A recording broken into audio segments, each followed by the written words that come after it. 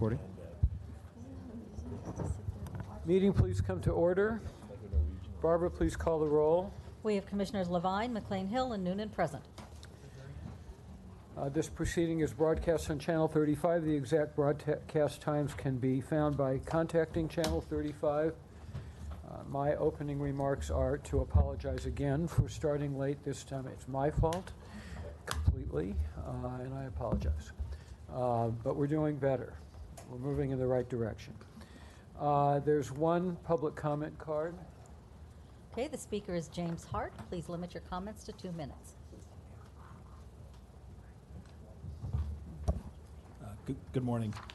My name is James Hart. I sit on the Lake Balboa Neighborhood Council, and I serve as the head of operations and construction for Coyote Studios, which is currently building a 100,000 square foot soundstage campus up in Pacoima, and we've run into a snag with the LA DWP. Our design was completed by a DWP engineer in February 2019, but the ESR rejected the plan. It would take a month for the DWP engineer to fix and finalize amended layouts that would satisfy the ESR. The plans were done in March, but at this point, our project file was lost in an internal DWP paperwork shuffle, and it was submitted to the construction department more than a month later in April. Another 7 weeks have passed since construction got the delayed file, but with the organization restructure in the DWP Valley Construction Department, no movement has been made. Nothing has happened at all. Our job has not even been assigned to a construction crew, and the required pole install has not been addressed by the new director of overhead, Armando Estrella, on any level that I can see. After 3 weeks of near constant attempts, I've still yet to get Mr. Estrella on the phone or have him return an email. LA stages are sold out, as you may or may not know. Any shows that cannot find a soundstage by July for this season will have to leave the state. This is just simple math. So if our building is not done by then, we can't bring them back later. They're gone for the 2019 season, and our stages run empty. Please know that our building will be done on time except for power. So our company will lose more than $10 million in revenue. It will cost the city more than 400 entertainment jobs, and that's not counting ancillary construction, lumber, catering, all over a pole and a transformer. Councilwoman Rodriguez Martinez and Senator Hertzberg's office are all monitoring the situation, and they're making calls, but we need people that can affect the outcome directly. We need a pole, and we need it now. We need primary power hooked up afterwards with a transformer, and we are happy to pay overtime or whatever fees are necessary to expedite the process, but nobody's giving me any options at this point, and I've tried everybody.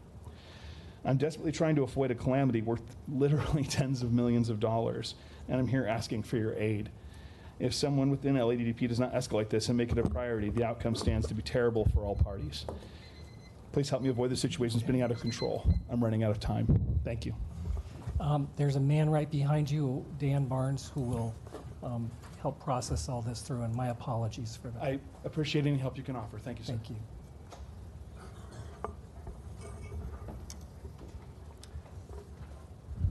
General Manager. First, I'd like to turn it over to Andy Kendall. We had an employee, as you know, we summarized at the last board meeting that was injured seriously, and he wants to give an update. We'd like to have that update on the employee's condition. Yeah, so staff has visited Michelle in the hospital. She's been transferred to a new hospital that's closer to her home, where she's continuing to recover. She's getting better every day, getting stronger, feeling better, obviously anxious to go home. But we'll continue to work with her family and do what we can to expedite that. Thank you. And then I'd like to have Rich Harisick discuss a couple of awards that we received. Yes, good morning, Commissioners. I want to bring to your attention 3 awards that the water system recently received from the American Academy of Environmental Engineers and Scientists.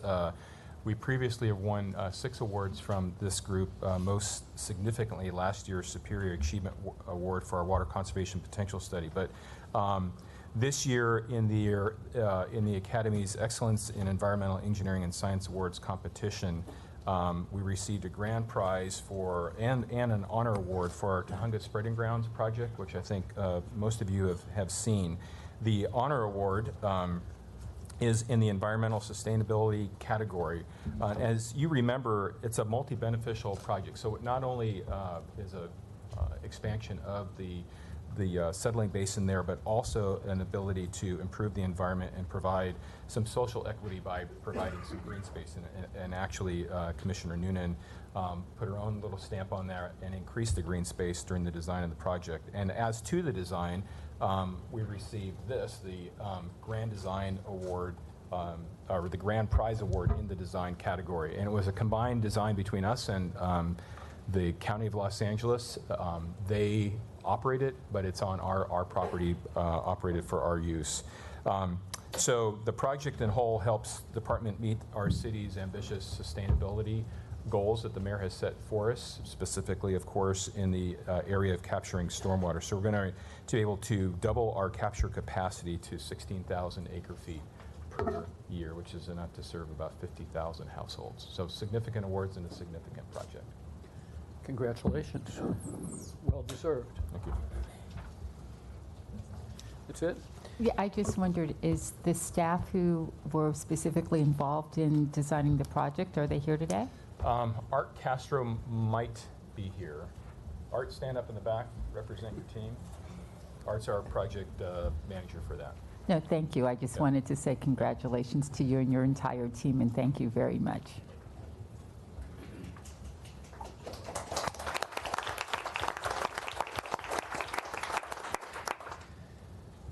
Comments from commissioners on agendized items and requests from commissioners relating to departmental operations? A couple. First, with respect to the management report presentation B, I'd like to move that to July 18th. June. Is it June? Yeah. Sorry. Yeah, June 18th, which would be the next meeting where at least all of the seated commissioners are anticipated to be available. I appreciate the staff getting this ready. I know it's a report that I asked for. I saw it on Friday. It's quite extensive, so I do appreciate it. Thank you. But I think it would be important for Commissioner Barad to be here at that time. And also to note that the other report that I requested will be heard on that date as well. The report on the Aventador contract. So thank you both, or thank you. Any, I assume that's not a problem? Okay, great. Ratepayer advocate.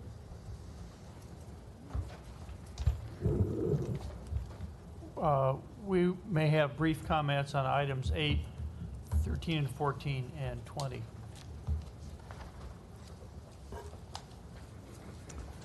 Also, I had asked for a report back at this meeting on the timetable related to restacking this building and the communications plan to the staff, which I don't see, unless that's being done orally.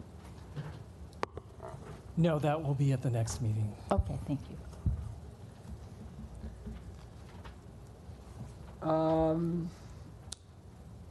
Barbara, discussion with neighborhood council representatives on any neighborhood council resolution or community impact statement filed with the city clerk which relate to any agenda item listed or being considered on this agenda for the Water and Power Board. No community impact statements or formal positions were filed by any neighborhood councils on the items on today's agenda. Okay, before going to the management reports, let's determine which items on the public calendar can be approved by consent. I think we need to remove items 13 and 14. They will require some discussion. Are there any other items between 11 and 13 and 15 and 20 that any commissioners wish to remove from the consent calendar? 20. 20. And 19, please. Okay, just a second. 20, Commissioner McLean Hill. 19, Commissioner Noonan. So may I have a motion to approve items 11, 12, 15, 16, 17, and 18? So moved. Second, those in favor? Aye. Those items are approved. The remaining items are 13, 14, and 20. But first we will go to management reports. 8A, LADWP new business customer design process. Andy Kendall and Rich Harrisek will introduce their staff who are making the presentation. So for Power System, we'll ask Mr. Steve Bullam, Manager of New Business and Customer Support. And joining him will be Liz Gonzalez, who heads up our and manages our new business for water. Good morning, everyone. Thank you for creating this opportunity to be able to speak and present on our new business customer design process. Essentially, I'm sorry, could you say your name again? Again, first name Steve, last name Bullum. Okay. And what we'd like to present is a snapshot of our process of customer intake of their projects. The intake process, and we run help our customers run through the conceptual phase through into planning, design, construction, and ultimately getting a meter to spin, whether it's a water meter to spin or it's a power meter to spin. And so I'd like to run through here. Again, I'm Steve Bullum. Helping me present today will be Water New Business Engineer Liz Gonzalez. Before I proceed, are there any questions on the top? If not, let's begin. So there's talk of that we have two processes. We have a water design process and a power design process. Why are there two distinct processes? Well, essentially, we're talking about different commodities. We have water on one hand, we have power on the other hand, and it's an industry standard to have two processes. Whether another utility has supplying electric and gas, there are two different design groups that handle that. Even though we do have two processes, we do follow parallel paths, and we're not following sequentially in the design process. We're parallel paths, and we also have full collaboration between water engineers and power engineers. If the water section begins a design early, they'll provide us their information, and conversely, the power side, if we start off with our design, we collaborate with water so that we design systems that do not have conflicts. And ultimately, why are there two design processes? Is because we have separate disciplines and crafts. Water side, basically we have civil engineers, mechanical engineers. On the electrical side, we have electrical engineers and structural and civil engineers. And of course, crafts. On the power side, we have line workers. And on the water side, pipe fitters and other skilled technical staff. Now, what's the foundation of these two processes? It's to ensure that we provide water and electric services of the highest quality. And the foundation of that begins with safety. We've all heard safety by design. Our engineers prepare their designs and incorporate safety as the key element. By doing so, we ensure reliability, longevity, ease of maintenance, and economics of the infrastructure. Now, I'll start off with the power system, run through all of my slides, and I'll hand it over to Liz. But essentially, on the power side, what do our engineers, our administrative staff, and our inspection staff do? Well, essentially, we design and construct new electric services for customers. We design and construct LADWP infrastructure as well. We provide customer commitment documents from which they can build water and electric infrastructure. We inspect and approve those customer installations, and we enforce our DWP standards and requirements. These are the types of projects that new business handles. Everything from single-family residential tracts, commercial buildings, our solar projects, feed-in tariff projects, and electric vehicle charging stations as well. And our engineers design these various projects throughout the city of Los Angeles. We have two main engineering offices, one in Metro that handles all projects south of Mulholland, and another engineering office in the Valley that handles everything north of Mulholland. We also have projects that extend up into Owens Valley, and I've personally designed several projects up in that region as well. That's an exciting field trip. Now, there's two key elements of this presentation. This is the first element. It's our process.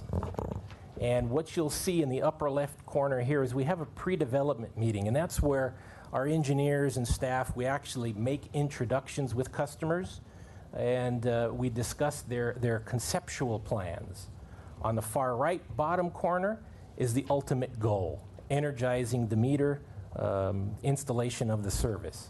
In between, I want to point out several red boxes, and that denotes sections of the entire process that are out of the control of DWP. For instance, a complete submittal package. When we meet with customers, we ask them for a litany of information, plans, elevations, what's their load schedule, and that is customer driven.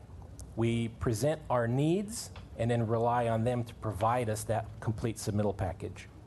Once we receive that package, we go through the engineering design process. We issue final drawings for on-site design so customers can begin constructing on-site. And as we follow the green arrows around, we initiate a pre-construction meeting to allow work to begin on-site while we're also finalizing off-site plans. In order to feed pretty much any project in the city, we'll need to either set a pole out in the street, we'll need to extend some lines to the property, and so we're finalizing those plans. Once we finalize those plans, as far as the design concept, we turn that into the Bureau of Engineering. And again, we encounter a red box here where that duration, that time frame is out of our control. We do advocate on behalf of the developers to try and expedite projects in Bureau of Engineering, but essentially they have their own timeline that they adhere to. Once Bureau of Engineering is complete, we now issue a final work package out to our districts. And on the very bottom of the screen, you'll see we have 3 boxes that are to depict parallel paths of construction. We have the customer work and our LADWP inspections of their work, along with building and safety inspections and LADWP construction activities, all following parallel paths. We sometimes hear that water and power can be too linear. One thing has to finish before the next begins. This is our attempt here to work in parallel. Ultimately, all 3 of those boxes converge so that we can install a meter and energize a service. And we're continually Can updating I ask you a this question process. about that piece of it? I don't claim to understand how this process works, but I still have the public speaker's concerns ringing in my ears from the last few minutes, which, other than the scope of them, are reflective of many other similar concerns that have been expressed repeatedly with regard to the piece of the process that actually involves getting it done. It has appeared to me that, and this may or may not be right, that if not the bulk, a large number of the glitches that appear to occur are in terms of a handoff at one point or another. Some person moves or retires or takes a vacation and then work stops. There's no handoff. Is there something inside the box of customer work and inspection that's similar to these other boxes that ensures that while a process is underway or is about to be underway, we don't drop the ball? There are processes in place. Future slides coming up very quickly depict the improvements that we've made that should have caught that fellow's concern. But didn't. Yeah, I'm similar to, I'm sorry. But why didn't it? This is not a new concern. It was perhaps more eloquently and disturbingly aired. I didn't know that this person was coming here. But as I sadly listened to his description of what problems he's facing, it sounded all too familiar. Why does this keep happening? The number one issue, this entire presentation boils down to communication. And it's 2 ways. It's water and power to the customer, and it's the customer to water and power. Well, the customer can't reach water and power. He tried and tried and tried and tried. Can't get an email returned, can't get a phone call returned. How's the customer supposed to communicate to water and power when no one answers his emails or telephone calls? We have workshops attempting to educate our customers through Building Owners and Management Association, BOMA. Well, educate them to what? They keep calling. There's no answer here on this end.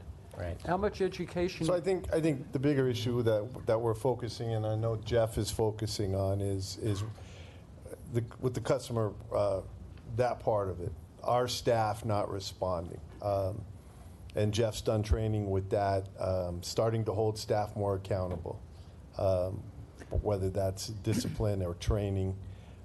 Just that a customer's call needs to be returned within 24 hours of a call. That's happening. Without specifics on, and Dan will get me specifics on this customer. Well, it's the training is happening. Now, in this case, if the job is in the district, then that's not with the service planning group. That's in the district, and that's where Dan and I will follow up, because that's a shortage on our part. So I was just, and you can probably advance past this slide. You said there's more, but as I was sitting here listening to you, or listening at least to this point, my question kind of, I think similar to Commissioner Levine's, the things that struck me were who facilitates or tracks through this process, because this isn't, and then how is this customer focused, because the process is what it is.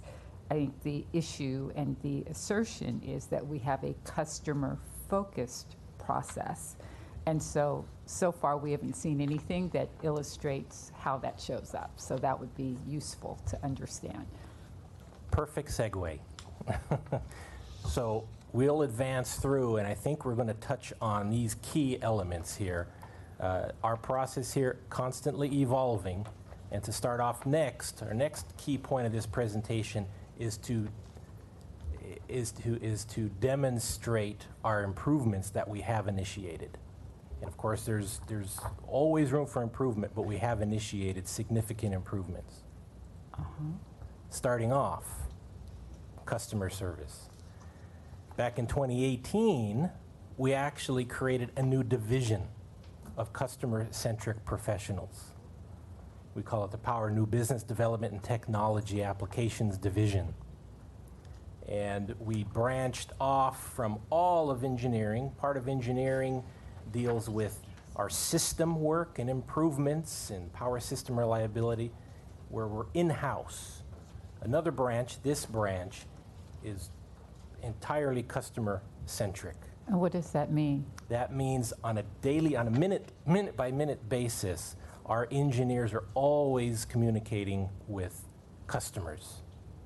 It's an engineer with the outreach to a customer, as opposed to keeping designs in-house and working on improving trunk lines and things like that, where there's not very much customer interaction.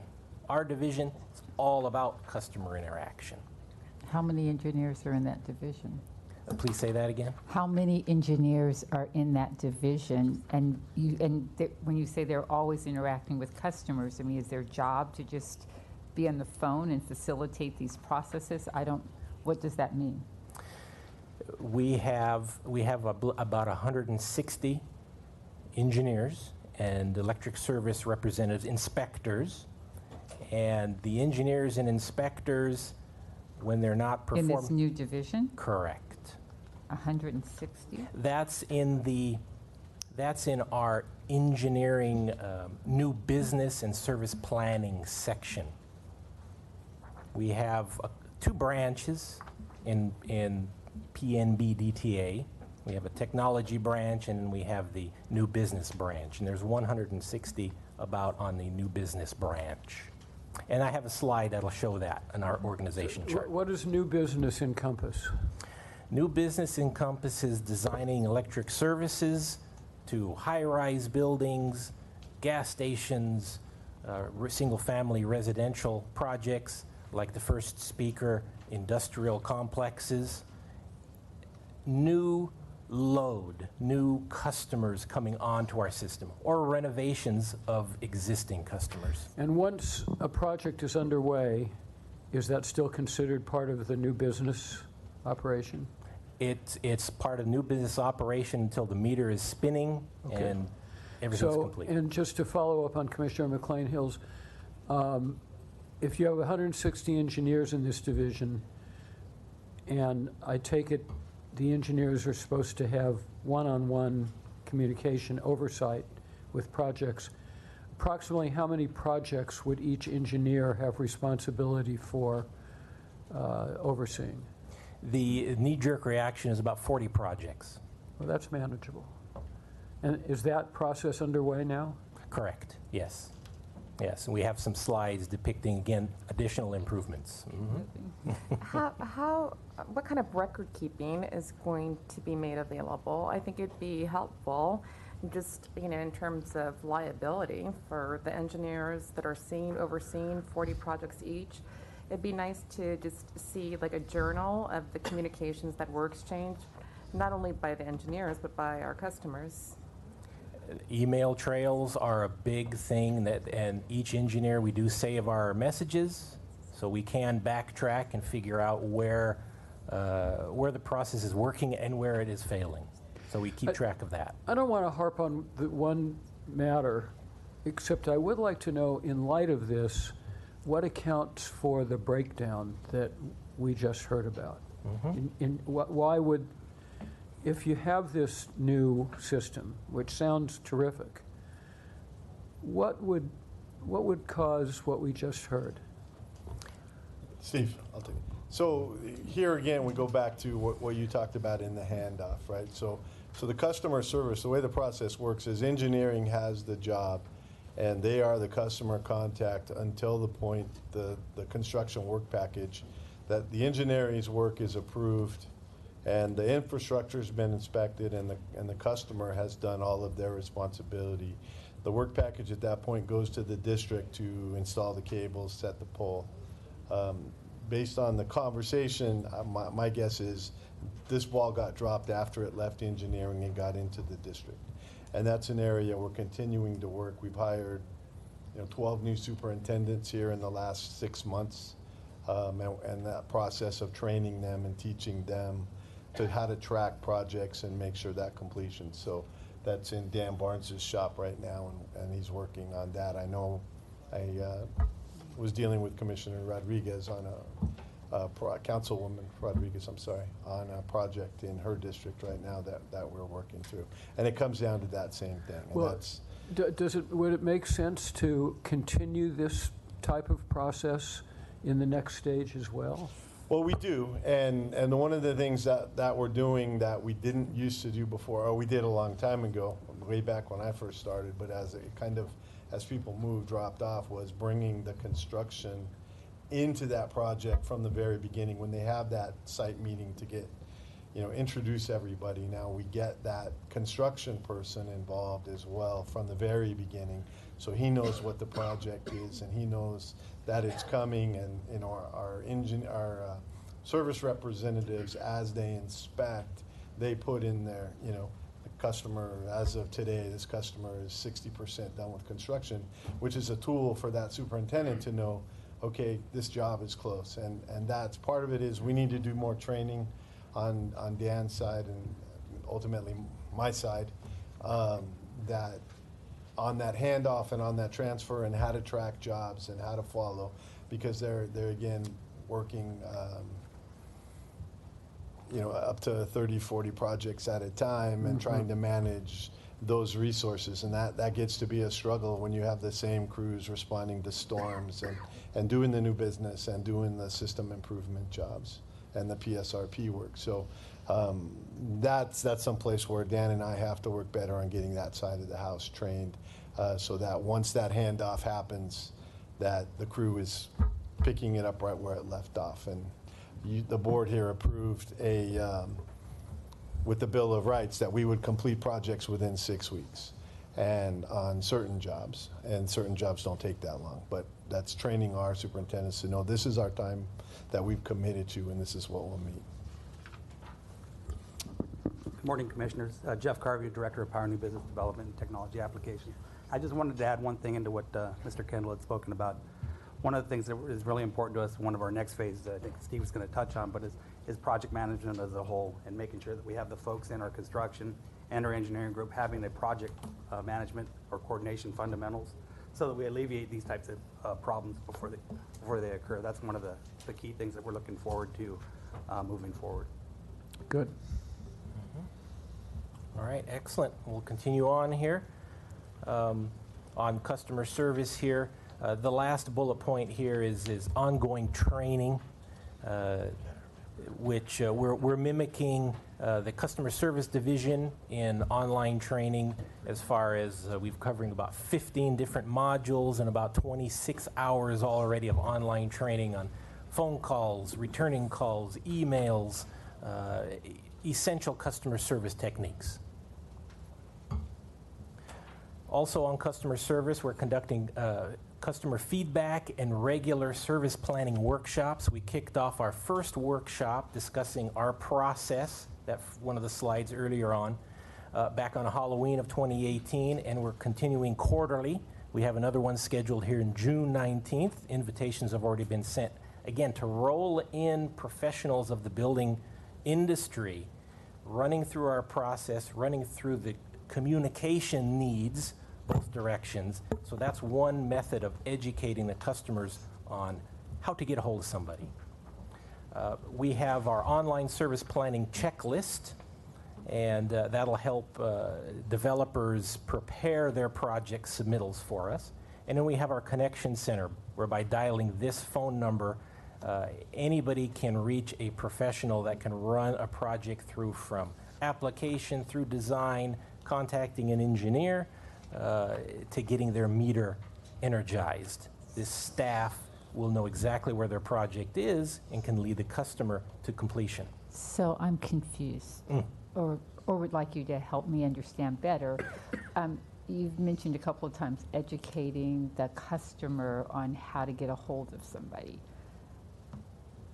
Yes. That part shouldn't be hard.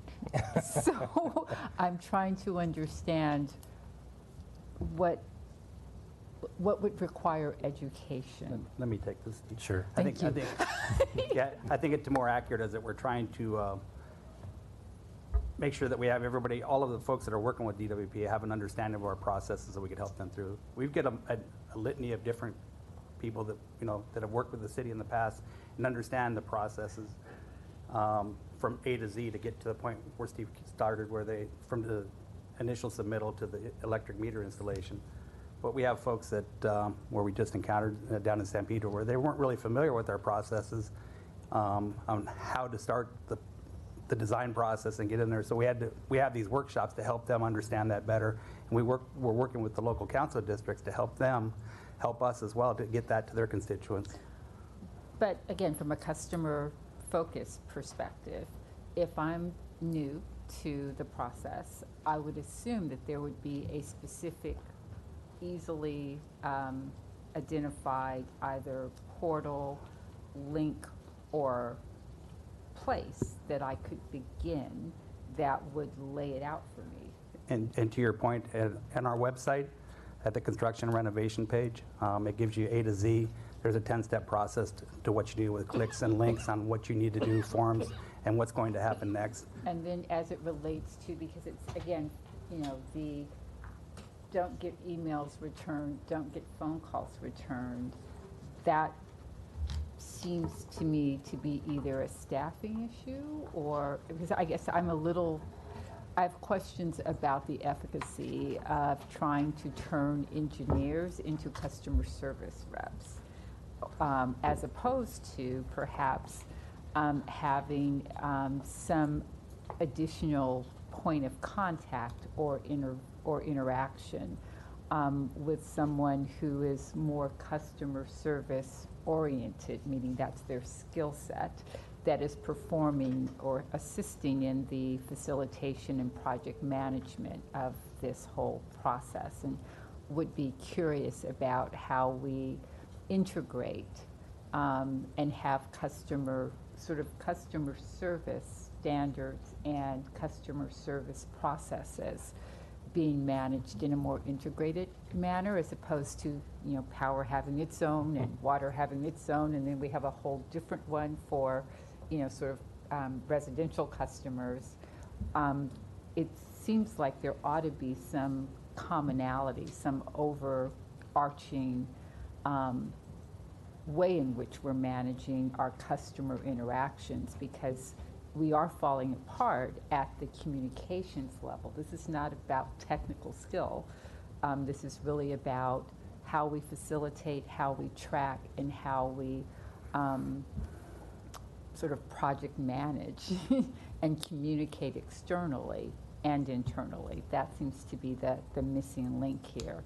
And I'm just curious about the approach, which seems to be, try to create customer service expertise, A to Z, among the engineering staff in the various units, as opposed to tapping or perhaps thinking about customer service as a more overarching area of expertise that we want to have in the agency, with more collaboration between, those professionals and your units.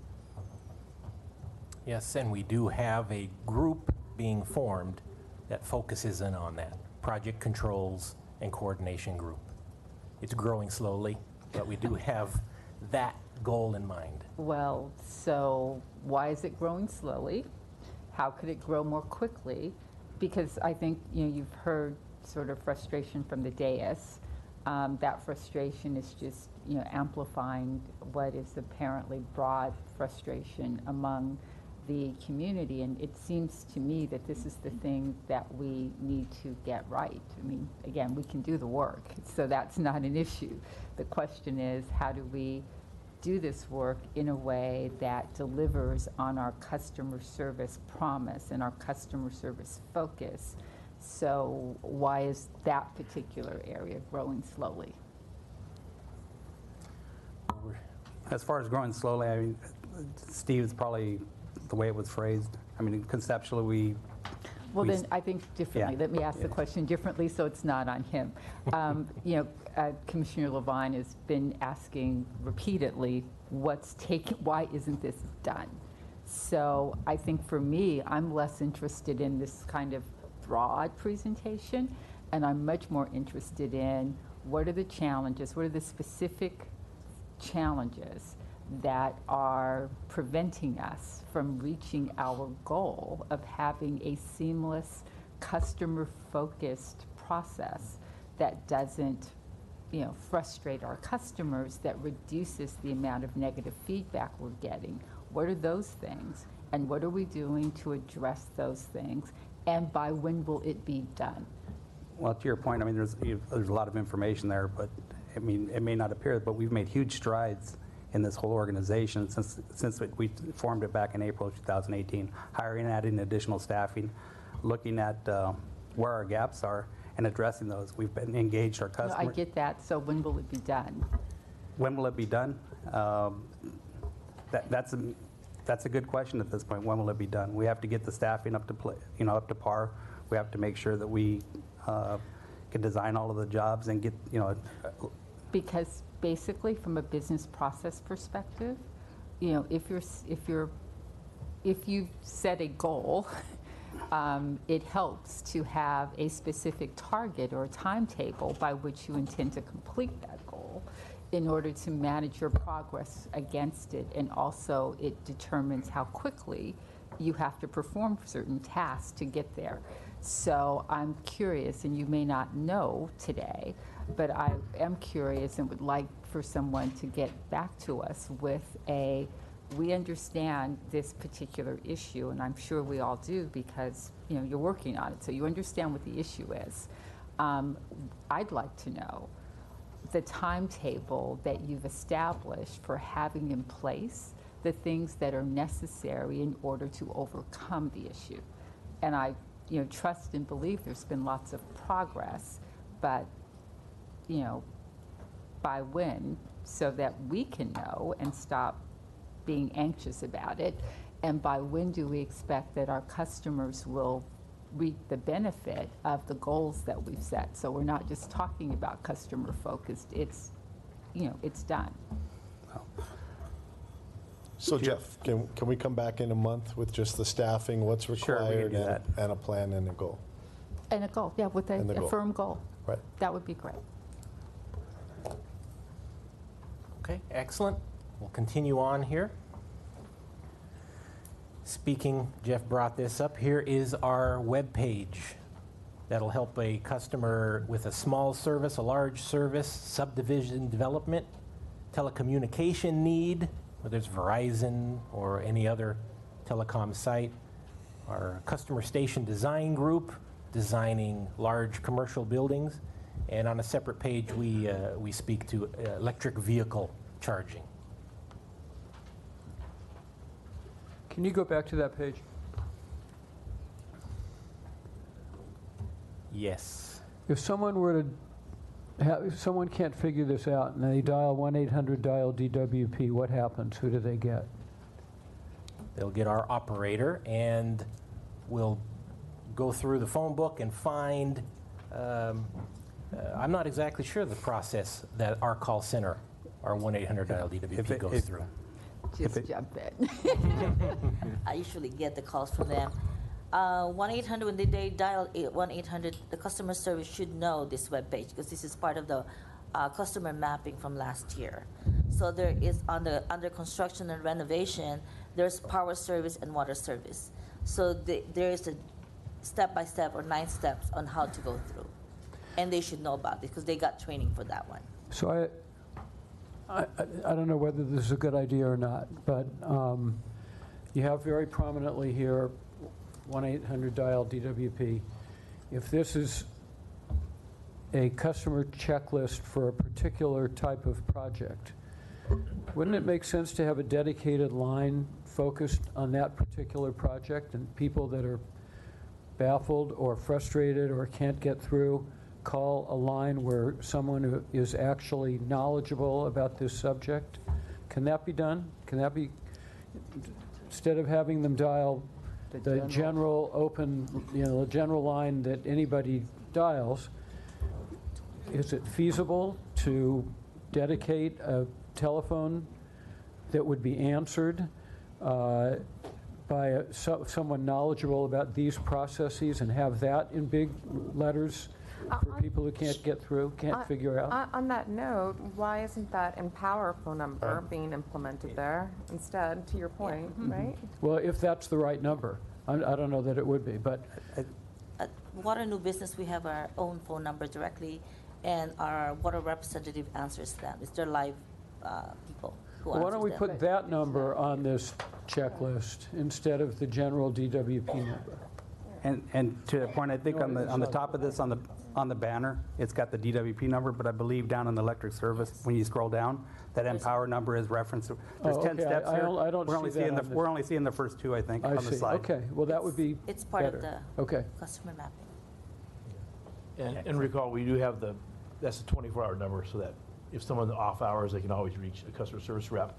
And if the customer service rep can't walk them through the process, they will refer them to Water or Power New Business. So we do all get calls from customer services that are routing people to someone directly if they need assistance. Good. We do have Sharon Grove, our customer service manager and officer in the audience, but they are trained with, if someone calls, that the customer service rep is trained to refer them to this office organization. And at the next presentation, we can include that portion too, as far as how that works versus any other presentation on bottlenecks or challenges to meet the complete process that you requested. All right, continue on. So a second improvement that we have implemented is enhanced phone and email response policy for all customer inquiries.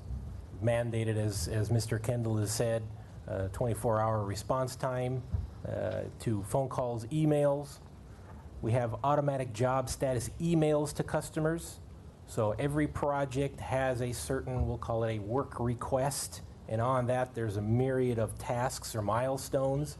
Once each milestone is completed, an automatic message goes to the customer. Plan received, plan signed, plan to drafting, plan returned, plan to permitting, et cetera, et cetera. So that's one aspect of communication we've made an improvement on, at least a 7-fold improvement from the beginning of 2018. And we have an online job tracker as well, so a customer that's savvy enough to know about their work request number or project number, they can go online and just like the Domino's pizza ticker, you can see when the job was initiated, when it's made to the next step, and when it's ready. So again, you said savvy enough. And I keep going back to that because literally I'm getting a couch delivered from Wayfair. And they have sent me several texts, one with a link to how I can track. So I don't have to be savvy. All I have to do is hit on the link and track it. Yeah. So what level of savvy is required if we have an online job status tracker? What do you need to know in order to do that? That customer needs to know their specific project number.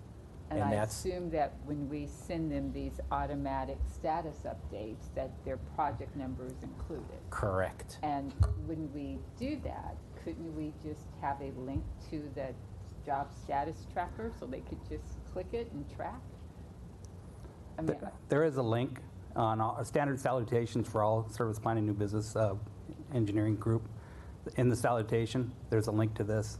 to the status To tracker? the status tracker. So any email, there's a litany of different tracking mechanisms there where they can link to it and click on this to get the information that. Okay. And exactly, that's our last bullet point down here, standardized employee salutations across the division that has one link in particular is find the right person. So if you just know a vicinity or an address, you can plug that in. You'll know who your engineer is, who your pole spotter is, who your inspector is, and their supervisors as well. In the salutation, there's even an email address for escalation to management, which is our safety net. So every message that goes out to our customers, there's information, but there's a safety net, and I'm one of 3 members that receive this emergency help me email for customers. So how often do you get emergency help me emails? They've been tapering off since we implemented this. I believe in May, 0. In April, I believe we probably had 3. Before that, it was a little bit more. But again, every engineer, 160 plus engineers and inspectors and administrative staff have this catch-all email on the bottom. So if whoever reads that message identifies that salutation, it's called PNB DTA Customer Feedback at ladwp.com. Click that button, it comes to 3 of us, and we act on it as quick as we can. Next business day. So, and that's what I'm presenting at these workshops. I have a slide that shows, here's our salutation, make note of it. And it's working, it's tapering off, and we have a log of these calls that have come in. So it seems, so far we have a few days left here in May, so we'll see if we get any comments or not. So this is our communication slide here, our improvements we've made. We know there's deficits, and we're addressing them. Now, speaking to Commissioner Noonan's comment about project coordination, we've expanded our tracking of LADWP activities. Again, our projects are designated by a work request number with multitude number of tasks, milestones, and we've improved those so we can track step by step by step. There's no gaps in information. And we've implemented project management controls and coordination, which is a common, a single point of contact. And this group is helping coordinate large, significant projects or other, when people need help, we can roll them into this project management meeting series. We have monthly meetings, bi-weekly, we even have weekly meetings, and I host several of those as a project coordinator, trying to bring this project that has veered off course back on track. And we have demonstrated success on a few projects to date. Our homeless shelter program, electric vehicle charging program, where we meet with mayor's staff as well as other industry leaders asking what their needs are, and we develop process improvements around them. Our LAX reliability program, the latest project that came about here in 2019 is our LA Convention Center expansion project. They were an instant contender for this project management and tracking group to lead, and we're having, I believe, weekly meetings with LA Convention Center. And of course, solar interconnections also. Our last area of making improvements has to do with managing expectations. And we're trying to provide customers with realistic timelines for obtaining service. We all know about our books, our Guide to Electric Service that's published that has our bar graphs on progress, whether it's a meter installation or feeding a residential tract. And we're developing matrices to be able to present realistic timelines. And we present that with the Building Industry Association director. We have bi-monthly meetings with that person. And we're honing in on providing realistic timelines for various types of projects. We have faster review and acceptance of customer submittal packages.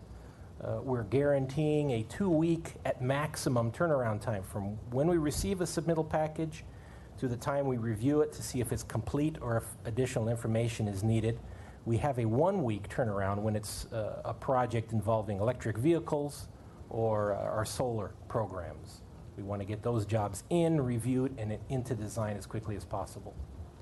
We've also improved our tracking of key performance indicators, and we have online real data with trending timelines for LADWP activities, and we're testing that right now. So what are your KPIs, and how are you performing relative to those KPIs? That would be interesting to understand.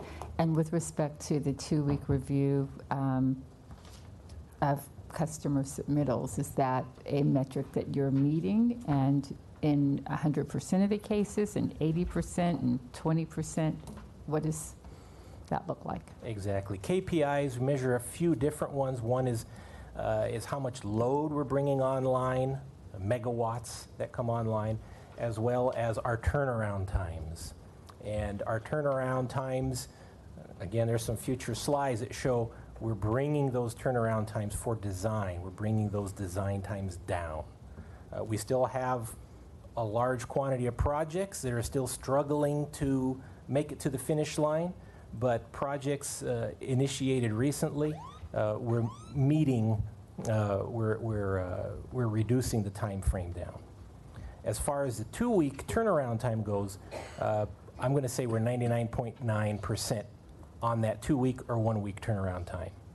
That has been mandated, and we have weekly meetings to ensure that our LA reports are accurate, to project. There's no lag, there's no straggler on a project when it comes in. So 99.9%. And of course, we're continuing to make improvements on the other bullet points, but that's a significant milestone. There's a graphic, I believe, coming up. So is it coming? Right now. Very graphic. So you'll see on the left-hand side, this is a 6-month snapshot of our projects. You'll see on the far left, we have a large blue box. Those were projects that were just sitting, waiting to be reviewed and kicked into the design phase. And what we've done is we've been able, over the last 6 months, to bring that quantity waiting to be reviewed down to, you can see it down to 33 jobs are waiting to be reviewed within that 2-week time frame. The rest of the jobs are now in our design phase. And what this graphic also shows on the green boxes up on top is that we've been holding steady at about a 6-week turnaround time for construction.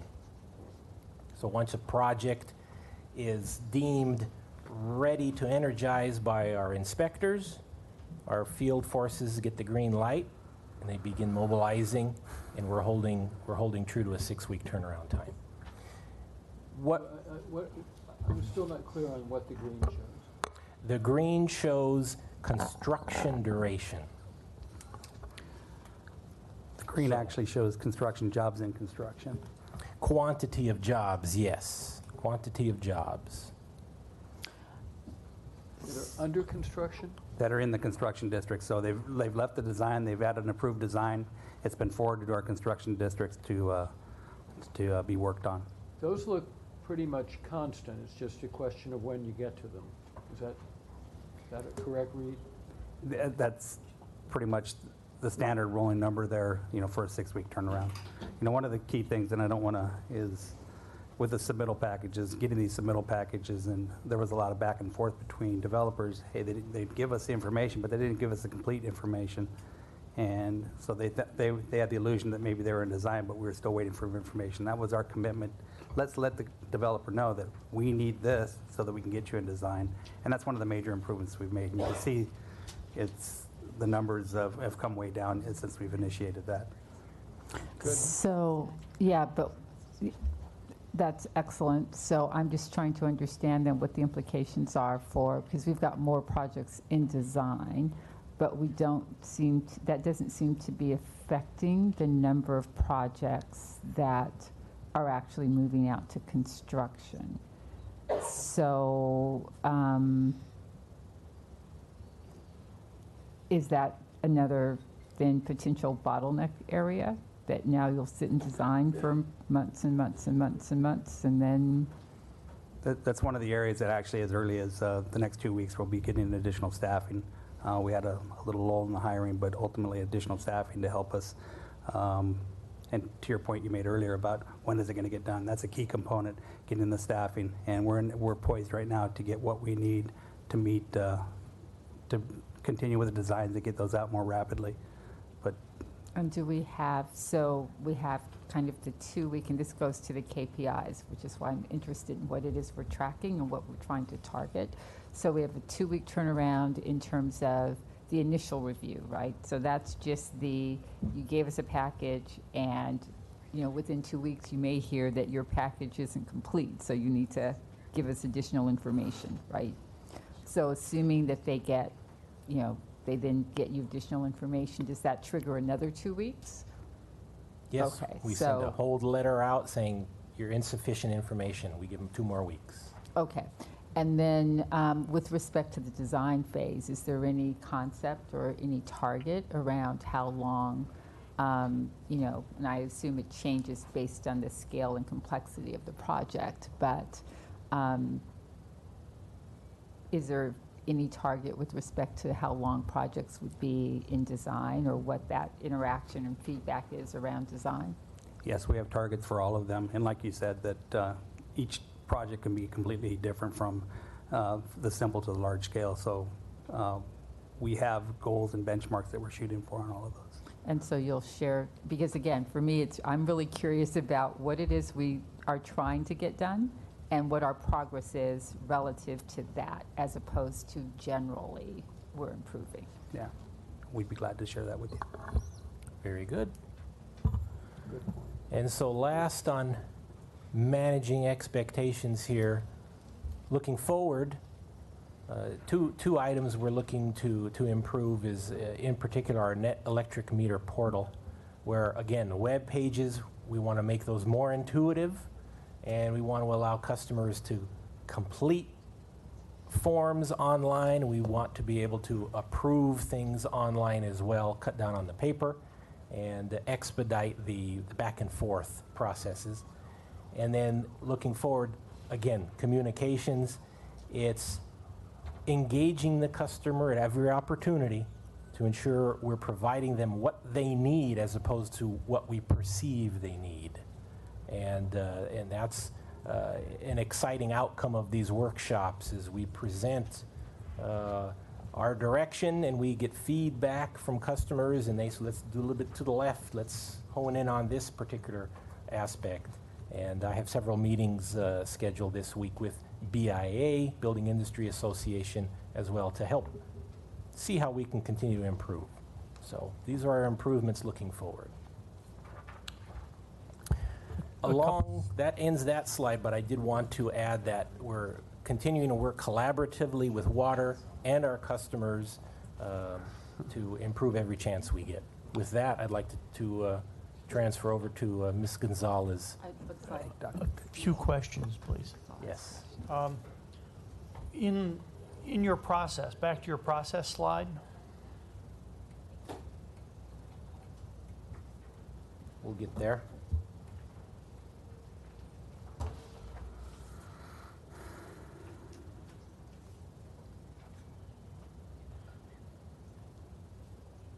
One moment, please. There we go. where does the handoff occur from the engineering and design side to the ESRs? I don't have a mouse on here, but the handoff is on the middle row, right-hand side, issue construction work packages and permits. So backing up a little bit on that, actually the ESRs are involved prior to that as well, as with meeting with the customer. So in the pre-construction meeting, site review, so the engineering staff gets to see what it really looks like, and as they're doing the design, and they're working with the ESR also in the same meeting? It should be, I'm yes. asking. Yes. Yeah, okay. Yeah. What's the ESR's authority to reject or request changes to a design once it's been passed to the ESRs? They will, an ESR inspects what's drawn. If there's a requested change, that goes back to the engineer. And is there a formal process and timeline for that? No. Is there a risk of it sitting on the pile of things to be done? I haven't experienced that. What is the career path for ESRs? How long does it take to develop an ESR? I can mention a little bit about training, 6-month training program. Let me take that. Sure. So ultimately, our electric service reps, they start off, they generally are hired up through the Electrical Craft Helper Series, at which point they either go through electric meter setter and get their time there, or they go to our electric trouble section and work as an electric service worker, get in the familiarity of working with the customers, working around electric panels. So I believe it's a, I don't want to be quoted on this, 2 years experience in a qualifying class, either as a meter setter or electric service worker, or a senior level helper, and at which point they could take the test and take the promotion. As Steve mentioned, it's a 6-month on-the-job training process to the point that they're electric service. So the path to build the number of ESRs is a couple years. It sounds like. That's essentially, it's at least a year. Yeah. And one unrelated question is, your last couple slides made mention of net energy metering for solar.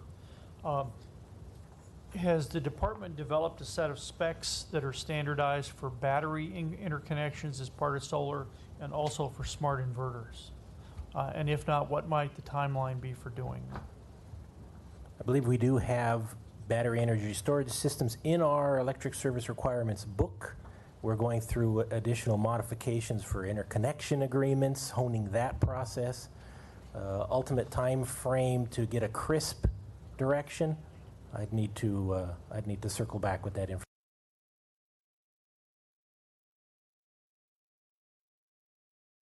At that, but again, I'd have to get back on that one. Yeah, I mean, we've been in the I'm looking phase for as long as I've been here. The CPUC has gone multiple rounds on specs for smart inverters. Why can't we just use the CPUC spec and customize as needed later? Duly noted. So you'll get back to us on that along with the other items that I asked for? Absolutely. And I think to that point, that was one of the things that was running through my head throughout the presentation, and sort of the multiple references to working with customers to figure out what they want. a lot of this feels like we're building a brand new mousetrap, as if there's no one else in the world that does this. And I would assume that there are some best practices and industry standards and other things that we could be looking at. Part of what just occurs to me as I sit at the dais is there's a way that you act if you're a monopoly and your customers can't, they have no choice. So this doesn't have to be a huge priority versus what you do if your customers have options and you're actually competing for their business. And in my mind, we should approach our customer service interaction and our service models as if we're competing for their business, not as if we'll get to it when we get to it or we're working on it and it's under review. So I know we've made tremendous progress, but they are captive, and it's only our rigor and our own commitment that establishes the customer interface and the customer focus and translates it from something that we think we should do to something that we are committed to doing. Well, and to your point, I duly noted, and thank you for that comment. And I just want to, we as an organization, we are committed to the customer first. We don't treat anybody indifferent. We want to make sure that we give all of our customers the same treatment. So I just wanted to go on that we are committed to this. To reemphasize that, about half of the consulting work I did in the 15 years prior to my current role was for large multi-site customers, and that competition is real. And my customers certainly were good at exercising it. Thank you. Very good. I'll scroll through.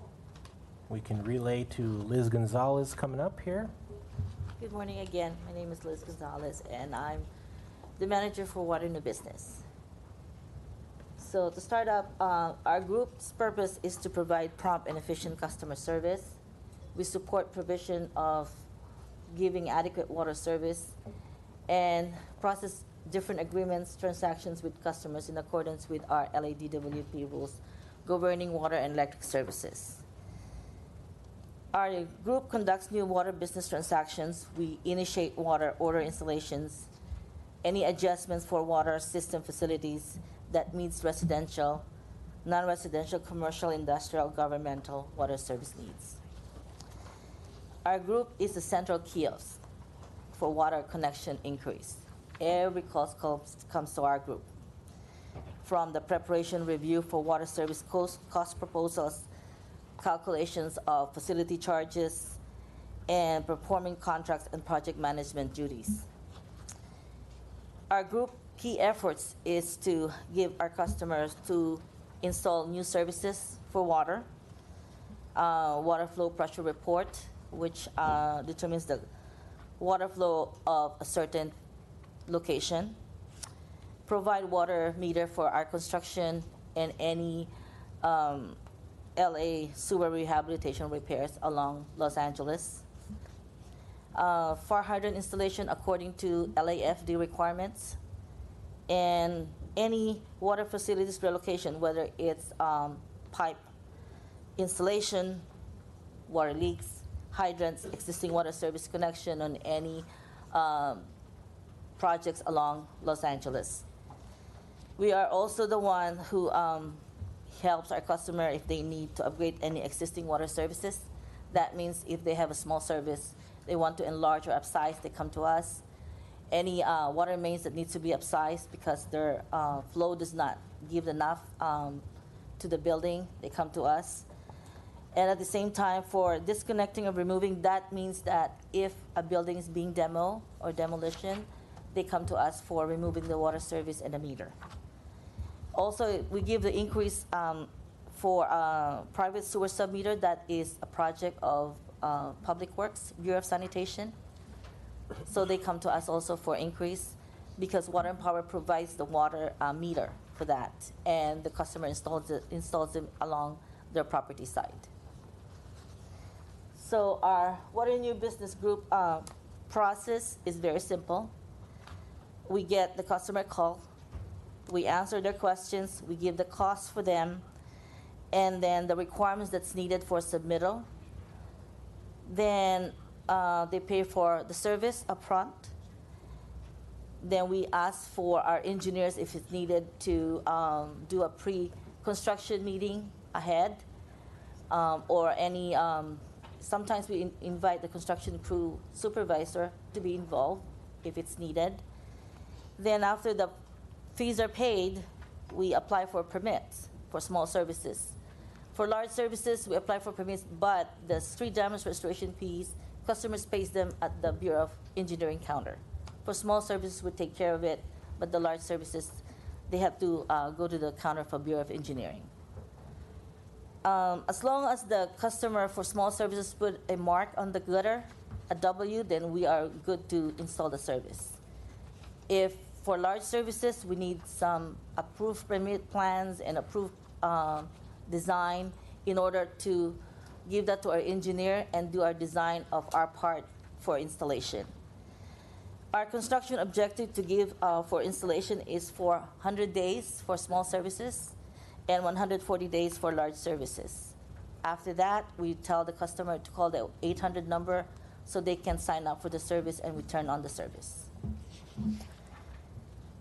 We also give our customer information if the street is on moratorium. That means that if it's newly paved, we cannot cut the street for over a year. And if they need it really right away, they go to their council. We tell them to go to their council and ask for help for the Bureau of Engineering, because Bureau of Engineering is not going to give us a permit to cut the street. So our last slide is our improvements for our customer service. Again, as what I said, we are central kiosk, so each water representative will help you from the beginning up to the end. And if they need to call for a construction supervisor contacts, they come to us, or we send an email to the construction supervisor, tell, hey, this customer needs help, help them. Or also on our web page, we have a tracking system that if you put your service address, they will let you know where the service is, or it's being installed, or it's pending in the permit. So it will tell you where the service is, or again, they call Water in the Business. We are looking for new technology, commitment to improving our customer service is what I say for installation goals. That's part of it. Our representative, we accept walk-ins in our room 1425, and we help them as much as we can from the very beginning. We improve our working relationship with our engineers, construction crew, as well as the different interagencies such as Bureau of Engineering, LADOT, LADBS, and other big, and we partner with Power New Business along with the developments like BIA, BOMA, ITCO Homes, and the bridge program that's now being a big deal for the city of LA for the homeless program. And for the new technology, we are looking for new technologies in enhancing our work process for our new field technology for better communication for our construction crew so we can access them right away, call them. At the same time, make sure our customer information after installation transferred to our customer care billing for easy access for the start of billing information. So that is for our Water in the Business on our water side. Any questions? I assume that on these projects, the developments, there's both a water piece and a power piece. So how do these dovetail in terms of? Well, normally water comes first before power. So they'll call water first.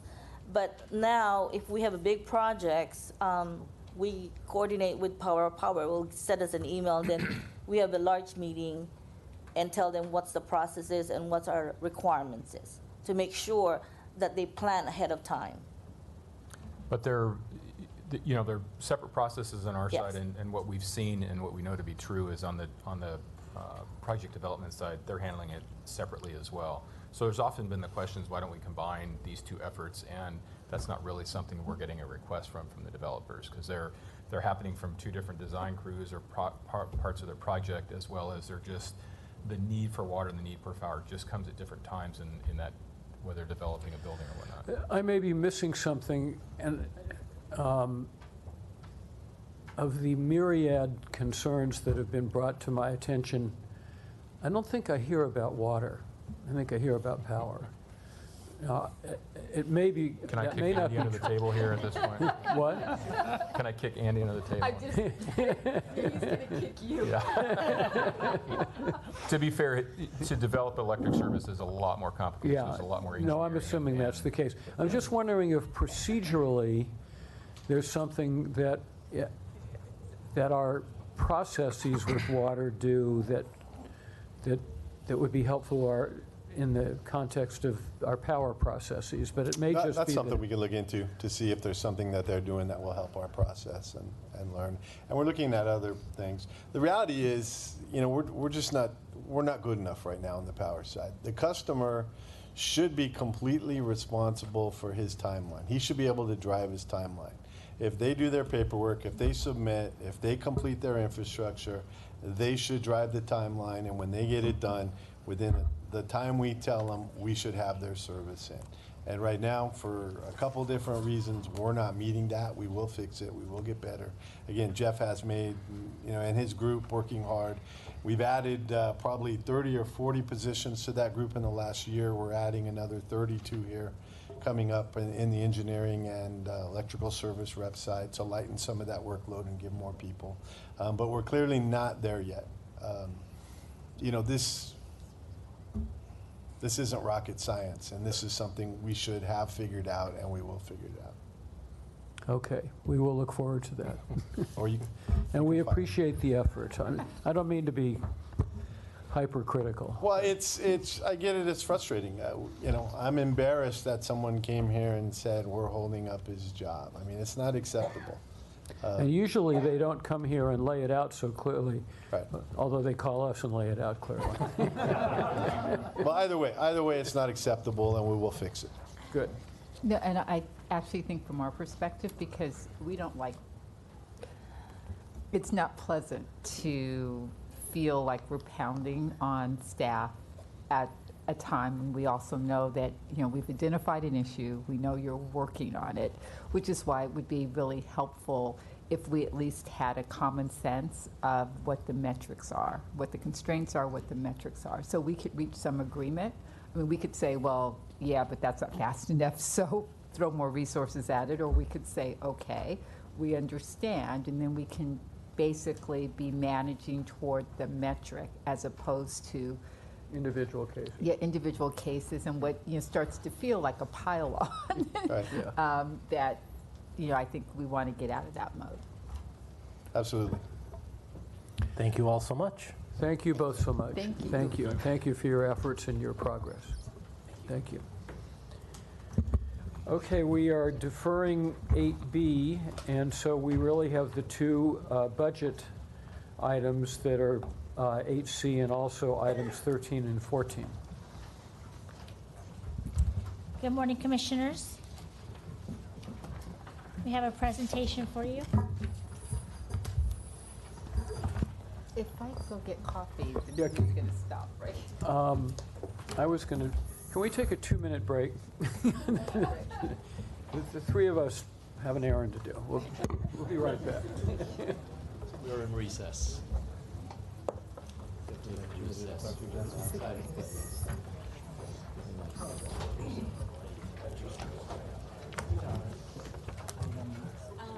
19 or 20, whichever one. That's the budget system.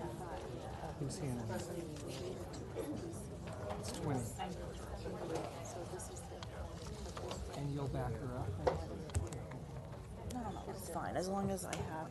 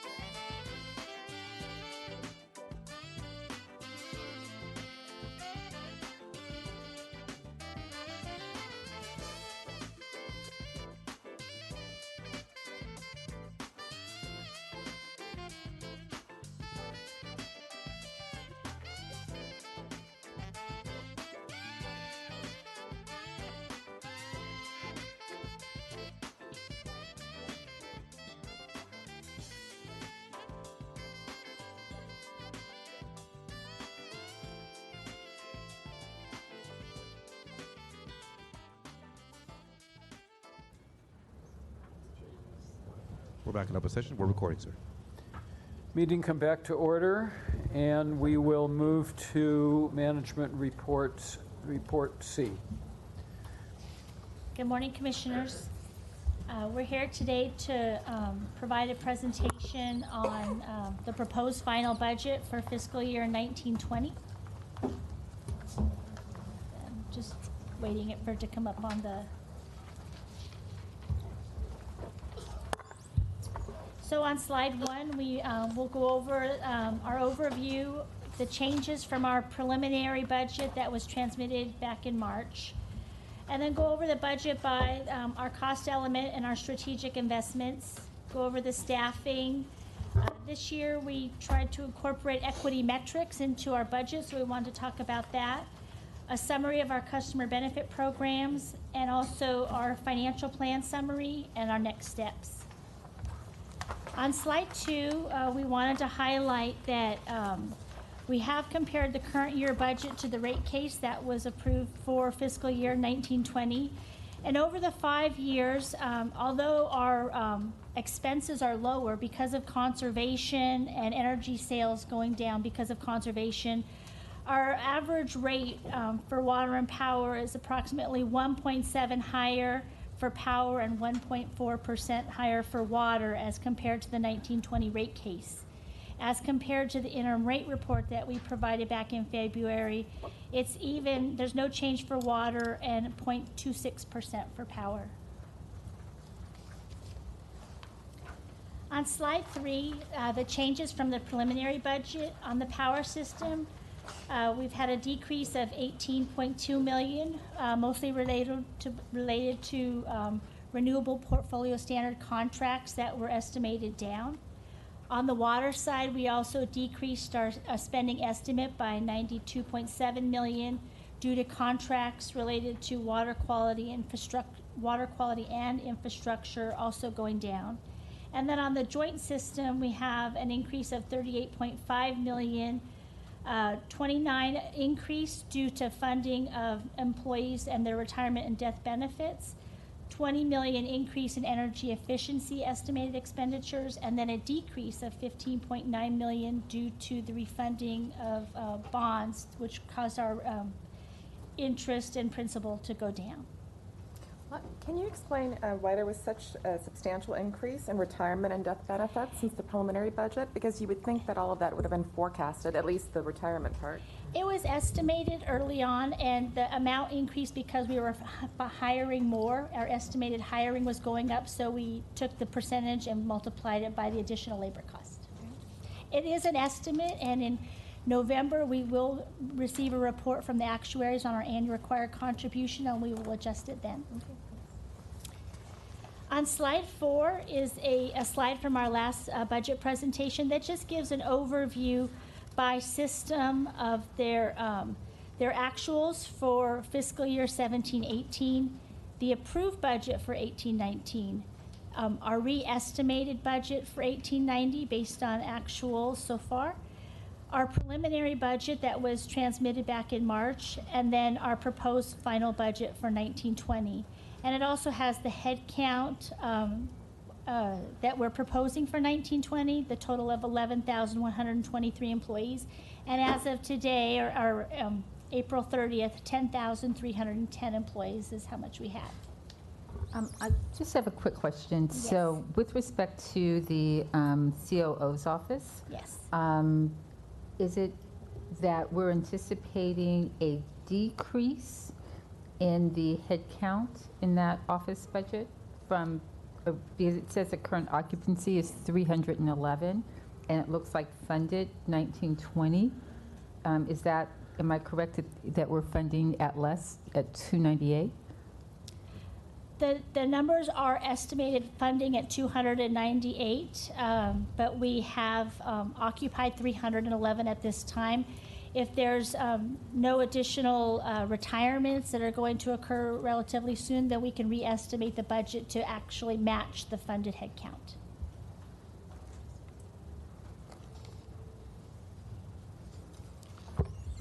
On slide 5 is a summary of the power systems budget for fiscal year 1920. And this is by type of expenditure. So for 1920, our proposed fuel and purchase power budget is $1,566 million, labor of $770 million, contracts of $531 million, materials of $240 million, our joint owner contract payments of $54 million, and other costs of $46.1 million, for a total of $3,209 million. And this number ties, or is similar, is the same number as we presented at the last board meeting for power system. And so just joint owner contracts? Yes. This is basically, the department owns a part of Palo Verde nuclear station, and that's run by APS, and so we pay them, and that's that amount, as well as other power-owned facilities where there's another operator that we pay for that work. Okay, and then the $46 million in the other, that's basically smaller dollar amounts related to transportation costs, workers' comp costs, small sponsorships, utility services, and postal services. Basically smaller costs, less than 46 million to bring it up to the total. But I could get you a more specific breakout of all of the cost elements that contribute. So workers' comp is okay, so that falls outside of labor. Yes. In this budget. And utility services, I'm just curious. I think that's the chargeback for all of our cell phones and things that are power related. Okay, thanks. Pay their water bill. Just curious. And then slide 6 is what power system is their strategic investments, and I'll turn it over to Andy Kendall. So the power system has a number of programs that are focused on reliability as part of this rate plan. Includes our pole replacement, cable replacement, cross arms transformers. Those come up to about $234 million in this contract. And with that, we'll replace 4,000 poles, which is an increase of 500 poles from last year, 50 miles of cable, 10,000 cross arms, and 800 distribution transformers, plus about 50 power quality transformers. The other thing that with some of the mayor's new initiatives and the building electrification and increased transportation electrification, we're facing an issue on our 4.8 kV system that as we grow to a full 100% building electrification downrange, our 4.8 kV distribution system is not prepared to handle that. So one of the things in this project is a pilot program for a 4.8 to 12 kV conversion program that will increase our primary voltage, which will allow us to handle that new load better. We are probably if not one of the last 2 or 3 utilities still using a 5 kV distribution system. The majority have all increased to a 12 to 16 to 34.5 kV system. So we have a pilot to do this in this next fiscal year, and then at some point to meet those goals, we're going to have to go large scale on increasing and changing our voltage from 4.8 to 12 kV in order to serve that load. Andy, just so I don't lose the chance, can you explain a little bit what that means? I mean, how it steps down and what that means in terms of number of transformers and facilities, so it makes sense? Going from a 4.8 kV up to a 12 or something else. He is just not loving you right now. No, Marty and I have an inside joke on him asking me to explain things. So, the last time I tried to explain how a transformer worked, I think you guys all fell asleep. So on the system, I'll start just in the midpoint. Our sub-transmission system is 34,000 volts, comes into our distributing stations at 34,000 volts and gets stepped down through a transformer to 4.8, 4,800 volts. And each of those feeders then leaves, and that goes to feed the neighborhoods or the buildings. And then when it gets to an individual building or house, it gets stepped down again from 4,800 volts to 120, 240, or 480, depending on the system, both single phase and three phase. So, but our 34.5 system, which feeds that 4.8 kV system, is overloaded as well. And to continue to feed this will continue to put stress on that sub-transmission system. So by increasing that voltage to 12,000 volts, decreases the load on that 34.5 system and allows us to serve the customers more effectively and more load without having to completely redo our 34.5 system as well. So I'm looking at, sort of the budget numbers here, the replacement of distribution assets, and then the 4.8 kV to 12, kV conversion. Yes. And I've just kind of dropped back to the report that was submitted in our packet. Do these goals align, and are they continuing? Because, for instance, when I look at the cable replacement program, it looks like we had a goal this year of 50 miles. And as of this report, and I assume the fiscal year ends when we're counting year, it's fiscal year, right? Yes. So as of this report, we're at 67% of that 50-mile goal. And here we have another 50-mile goal for next year. Is there some reason to believe that we're going to get 50 miles done next year?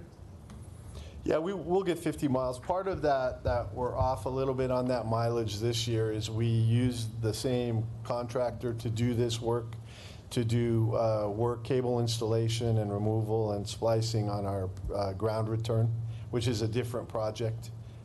There wasn't time to get a new contractor for that.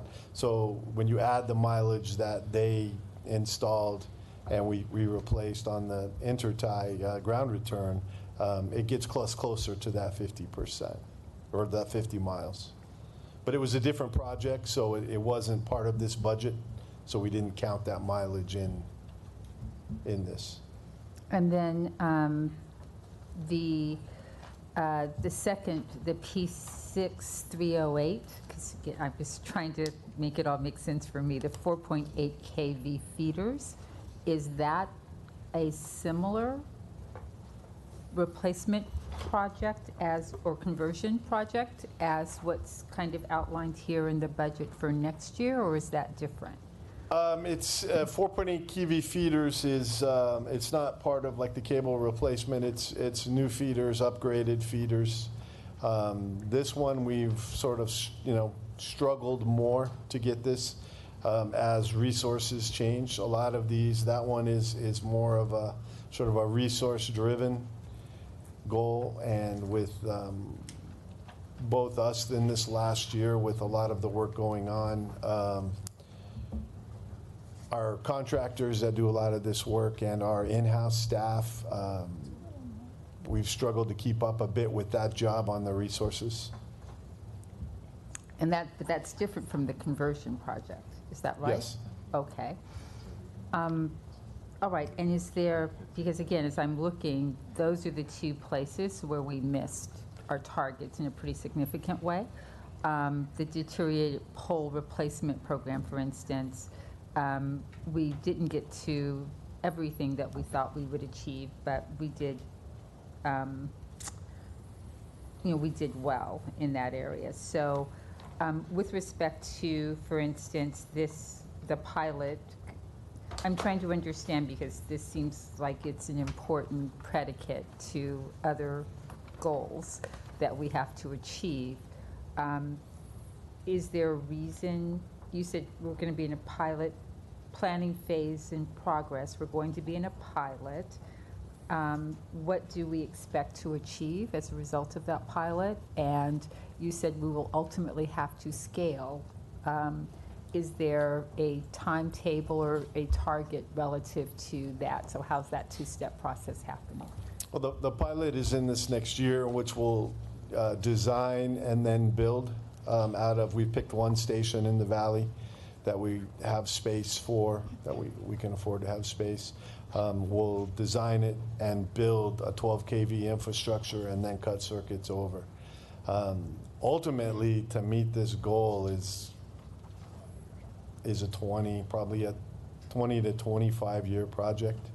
It will really entail duplicating our existing infrastructure on the underground side and building it, installing it, cutting over, and then taking everything else, stripping out the old stuff out. So in most of the places that have done this kind of project that are similar to us, there's nobody ideally like us, but it's been about a 20-year project. Okay, so we should pay attention to the pilot. Yes. Yeah, the pilot's going to be critical for us to sustain that upcoming load. We can't do it without this conversion. That's also why some of the current work has to continue to be going in the meantime to keep the existing system up and running for that duration. But I look at it on the other side. When you look at 50 miles of cable a year and our 2,500 miles of underground cable in the system, which is about a 60 to 80 year depending life cycle to do that, we will in essence in the 20-25 years have completed our underground infrastructure replacement program. So we will have expedited that replacement in that 20 to 25 year cycle of where it would have taken us probably 50 to 60 years continually going through and replacing, especially when we get into individual circuits. When we're talking about feeders and large cables where you can just take the whole thing out and de-energize it, it's relatively quick. When we get into the neighborhoods where we're having to go spans at a time, then that turns one circuit where we could if we could de-energize it, we could do it in 3 or 4 months to a 2-year project. So this will expedite that to 25 years as opposed to 60 to 70 years. Now, it will require a lot of work. I mean, we're going to have to dig up streets. We're going to have to, and we've had these discussions. I have one. I have one quick question. Given the extensive goals that we have in place and the work that needs to be done, I know in the past there was dialogue about some of the restrictions in terms of when our employees can work in neighborhoods and on the street. What's your opinion on that? Do you think that has to be addressed with the city? Because yeah, it does. I mean, the reality is for us to do this, and we've had conversations with Liz and Rebecca and Michael, and the fact that we're going to live in the streets during this project, and it's just going to be critically important that we coordinate this in a way that we don't impact and we don't shut the city down while we do it. So we're clearly going to have to do a better job of this than we have in service planning, right? And there are ongoing efforts right now, and we're having some success with that, but just looking at what we need to do and getting greater allowance. So we're making progress on that. Yeah, I understand the sensitive balance, but given the work we face, I think it's important that we can reach some kind of compromise and make. No, I mean, to make this happen, like I said, we're going to be in streets probably 24 hours a day for the next 20 years as we make this happen. It's the only way to get it done effectively and as efficiently and economically we can for the ratepayers as well. So. Okay, thank you.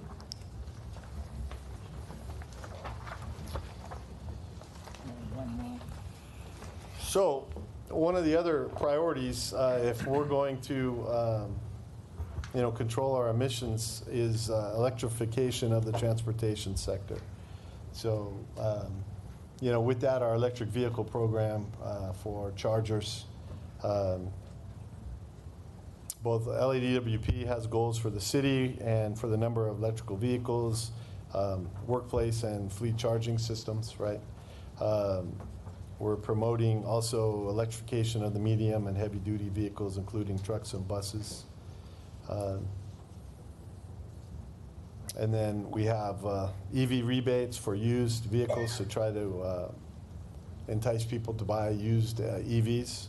that would not normally go out and buy an EV. And with that, we're, in our program, we have a goal of, in our Charge Up LA, $4.3 million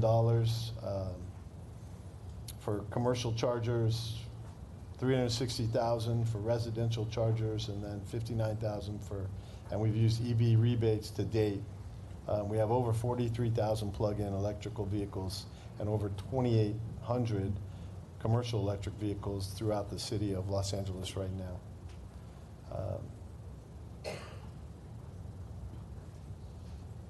So anyway, our goal for charging is, it's the only way we're really going to make a dent besides building electrification in GHG reduction is through the transportation sector. In May 17th of this year, the council approved our shared solar program. And we've, it's May 17th also that program opened up. We've had 10 applications to date on the shared solar. Our first program was our Sun Valley Transmission Headquarters. It's an 83 kilowatt project. And we're continuing to launch that and take applications. So.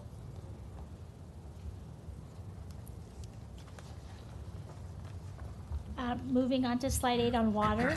So for fiscal year 1920, we have a $913 million proposed budget, of which $285.8 million is for labor, $175.6 million for purchased water, $126.5 million for materials and supplies, estimated contracts at $286 million, and then other costs similar to power of $57.5 million.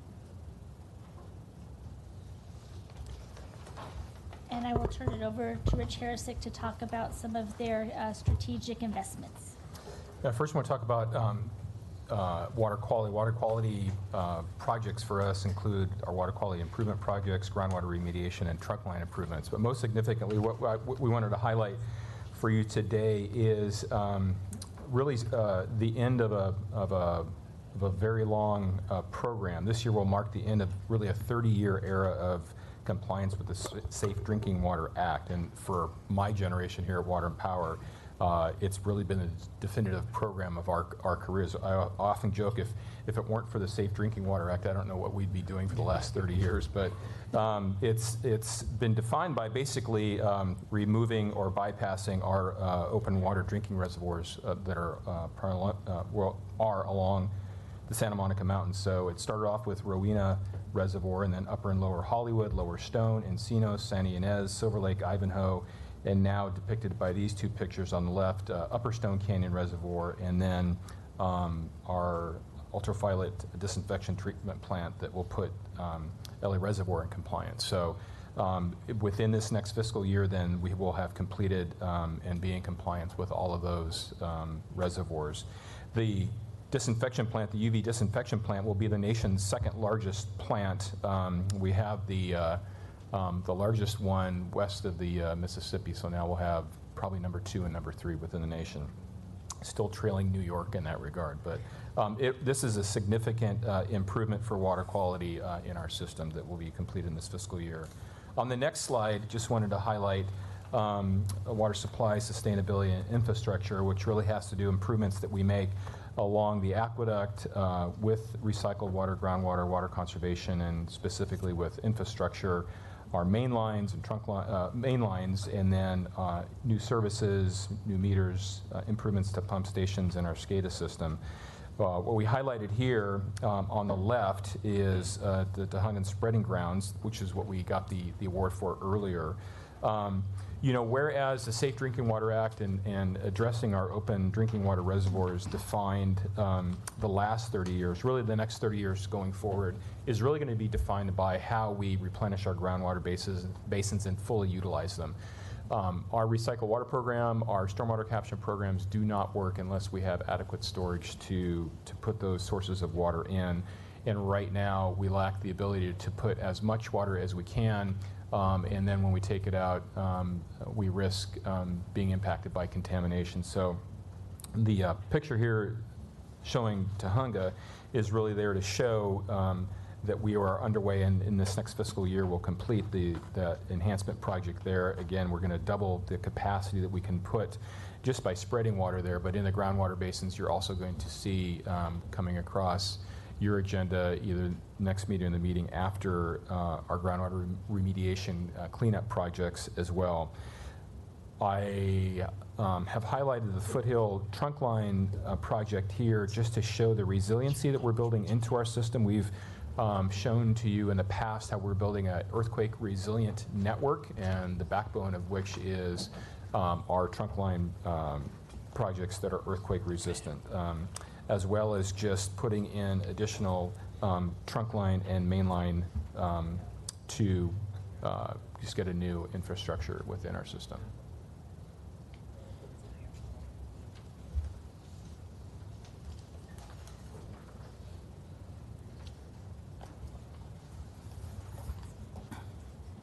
So moving on to slide. I'm sorry, just Yeah. before we do that, I just had a quick question. It goes back to the electric, to the power side. I was just, again, looking at the report that we just received on renewable portfolio standards, sort of our electric vehicle monthly report. So I'm looking at the goal. Is this 10,000 commercial charging stations in LA by 2022? Could you talk to me a little bit about that? Based on our report, it looks, am I correct in that, in reading the report, that we have 1,500 commercial charging stations currently? And is it the goal to get 10,000? Is that us, or is that us in combination? I'm just trying to understand how we get from here to there in. Well, that's us, and that also includes developers and us supplying them through rebates. So that's us, along with other city groups, installing them both on the streets. We have pole-top chargers, and then that includes the rebates we give for other people to install as well. So that's a total of 10,000 installed throughout the city. Not just us installing them, but us being a So the vehicle. 10,000, so I understand, that's great. So we're looking at 10,000 in 3 years, and we're at 1,500 today, is that right? Correct. And how do we track or plan for or hit that? Do we have a plan to hit that target? It's in part of the budget document, so I'm just curious about. Louis is going to get it all done. Good afternoon, Commissioners. Louis Ting here from Power System. There's over 2,600 right now for commercial available. That doesn't include the private residence installations behind the meter. Some of the residents or commercial owners, they actually did not even apply for the rebate. Some people just don't apply. So we don't have any data on that. However, we're going to get even better on getting data. Because of the fact that we see the significant increase, not just us, but our utilities throughout the country, purely due to Model 3 and also due to Chevy boat sales, the increasing EVs is the demand for chargers catching up. A lot of people, we found out through studies that people are actually buying electric vehicles and then think about, what do I do with charging? When they plug in at home, they found out it takes a couple of days to charge a Model 3. So we're expecting that, and we're also seeing it. So for there will be a package coming back to the board that we are funding the charger rebates through the low carbon fuel standard, along with our sustainability group, that we're getting this funding from the state, that we want to increase our funding capability in order to catch up with the demand of these chargers coming. We're talking to our developers right now that are putting these chargers in multifamily and disadvantaged areas, and also in commercial buildings, that they said, your funding is great, you have a lot of money in their budget, but we're going to use that up within a year or two. So 10,000 it's a reachable goal, especially with the increasing in the capability of our rebate funding. Okay. And the 145,000 EV equivalents, by 2021. What does that mean? What's an EV equivalent? I just need to understand the lingo. So EV equivalent is what? So there's plug-in EVs, there's hybrids Okay. that are plug-in, and there's pure EV, just to plug in with just battery cars or that are like Model 3 and like the Chevy boats. So, I'm just trying to track that. So that 145, does that align or track with the reported number of 46,000 that are registered in the city of LA? Right. So the registered number we're getting from is through EPRI, through DMV records. And are those EV equivalents or strictly EVs? EV equivalents. So essentially, Both plug-in hybrids. so what you're looking, so you're estimating or that there will be that it'll increase, not double, but we'd have triple that number. So we'll have 145 in 2 years as opposed to 46 now. That's the expectation. All right, just interested. Thank you. Sorry. Okay. Moving on to slide 11 is the joint system budget. And this is, again, a slide from the last board meeting presentation. For joint system, we cover some of the expenses that the department has as a whole. So we have $988 million of bond redemption and interest payments, $589 million of retirement and death benefit payments, labor for joint system of $518 million, healthcare payments for the department of $365 million, contracts of $345 million, materials of $141 million, insurance for the department, both water and power, of $75.7 million, property taxes of $33.5 million, and other costs of $245.8 million, for a budget of $3,303 million. Some of the major items that the joint system plans to achieve during fiscal year 1920 include some of our IT projects. So on slide 12, we have broken those into two categories: projects that are multi-year programs and the amount that's been budgeted for those projects, and then the ones that were going to be completed in 1920. So on the IT side, we have our distribution automation project of about $54 million, customer information system upgrades of $46 million. We have $29 million budgeted for the enterprise resource planning project.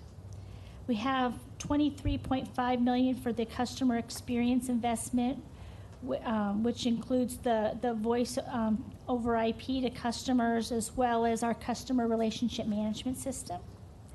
We have $23 million to support the energy imbalance market project.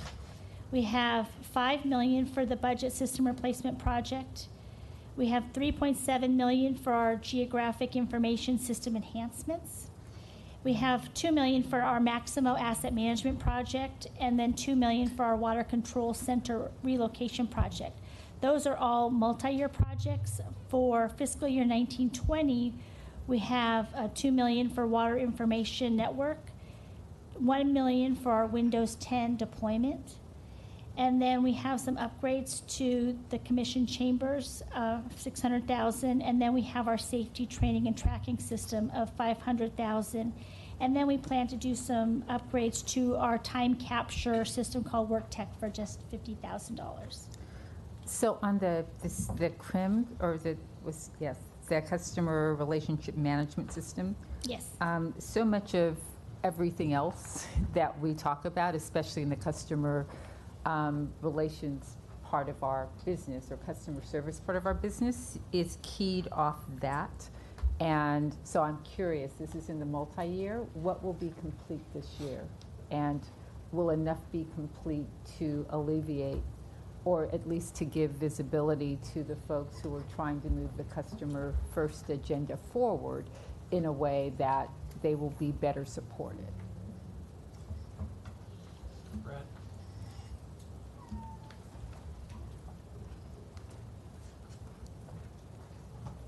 Hi, I'm Matthew Gill, Customer Service Division. For this item, for the CRM, we're looking at initially starting with our work management systems and our outage management systems. Outage management systems have, of course, the outages for the customers. There's two systems, a power and a water system. Our work management systems, which we referred earlier in the presentation on new business, those have the work around the construction and renovation processes. We're looking at what is the major pain points for customers that we can collect information from those systems to the CRM system. That will give our CSRs an opportunity to have one place to look to see what those statuses are. Right now we're in discussions on the outage notifications with OMS groups, and we started to talk with the WMSs on what... I'm sorry, with the what? The WMSs, sorry, the Work Management Information Systems. There's two of them, so it's like a double plural of that.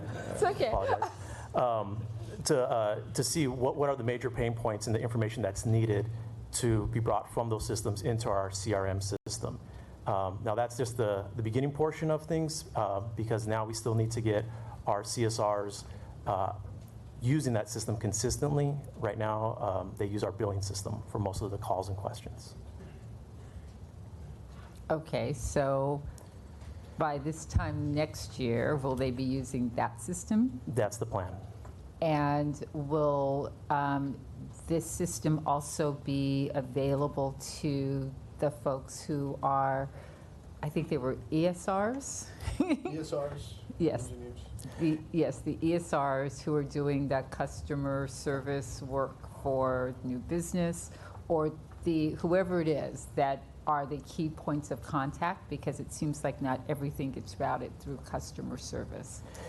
We haven't had that discussion specifically with them yet, but the system is available. It's an online system. It allows the tracking of customer information from any place. So that is a possibility, but we haven't had that discussion with them. Okay, thank you.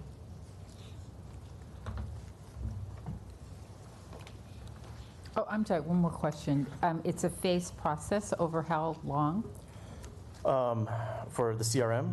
Yeah, it says multi-year, so. Yeah, well, there's a few elements in there that we're looking at. So there's improving the customer channels, which we have the IVR on the website. The IVR is the 1-800-DIAL-DWP. Website's ledwp.com.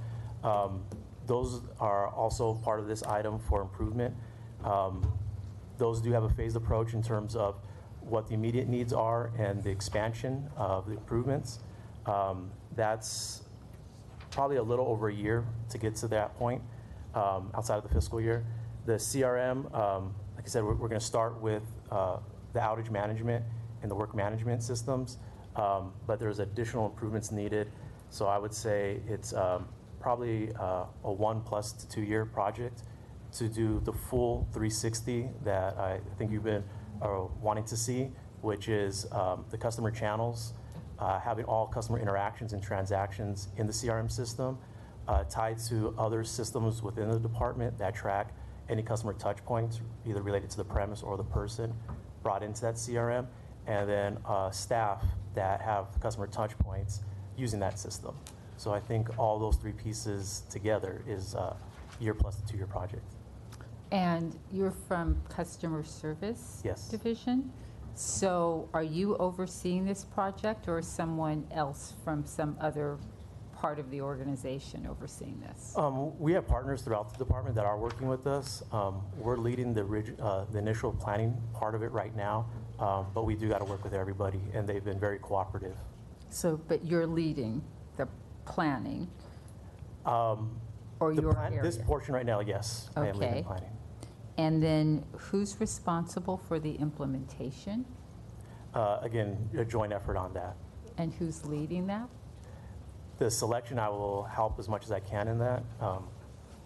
And we are working with others, though, as well. Good morning or good afternoon, Commissioner. Greg Kong from Customer Building System Support. This is a joint effort. I oversee the group with that are the Customer Building System, the Oracle CCNB. Currently, we are undergoing a technical upgrade. The technical upgrade project will go on until to a date that is to be determined. Is around the end of the year, but we'll come back with a final date. We're working on that right now. But the customer building technical upgrade, after the technical upgrade, we're looking to add the functional upgrade that will provide a lot of these communication channels. And we'll be working with customer service group, Matthew's group, to be implementing those options. I'm sorry, your name is? Greg Kung, K-U-N-G. And who do you report to? I report to Donna. Okay. So, because this is exactly what I'm trying to understand, like who owns what part of this, and is there something about this that's contingent on something else? So is the implementation of the CRM system related to or contingent upon the upgrade of the Oracle upgrade of the billing system? Are those things tied together, or can this as a standalone project move forward with nothing else? That's part of the planning, is knowing what the other systems are doing. Like the OMS right now is currently going through an upgrade, so we know the integration, or any planning on the integration is going to have to take, it's going to take some time until the upgrade's done. The technical upgrade that Greg referred to is an important project, and all their time and focus is on it. But when that upgrade's done, then we would want to continue to explore how we can integrate that with our CRM. And the same assessment would need to be done with all the other systems as well. Matt and Greg, isn't part of it also when you build the interfaces, which system, if you did an interface right now to the old CCB, then you'd have to redo an interface to the new CCB. So Commissioner McLean-Hill is very accurate, saying there's some sequential things that have to happen because you build the interface with a new system versus an 8-year-old or 7-year-old system. Is that accurate? Absolutely, yes. We would want to make sure that we're not causing any duplicate effort on anybody, and so we would want to time it with the upgrades and plan with them. Okay, thank you. And I'm sorry to drag everybody through all of this. It's just, again, every time we hear about an issue, at least when I hear about them almost across the organization, the point back to, it's always redirected back to the CRM as being a significant part of the solution in terms of how we manage things on a customer focus or a customer facing basis. So I'm very interested in understanding and being accountable around what is required to get that implemented, and knowing or understanding that those are the things that will be occurring over the next year so that we can make some substantial progress and get past planning. So it sounds like what you said is a year. You've given me several things that I've written down that should be up and running. Yes. And being utilized, and then another perhaps a year beyond that for complete system integration. So that's where we are, 2 years for complete integration and substantial progress by this time next year, correct? That's what we're shooting for. Yes, I mean. And I don't see anybody standing up saying, no, not possible. So I'm just going to assume that that's the substantial progress by this time next year with some report on full implementation that you can deliver then. Yes. Okay, thanks.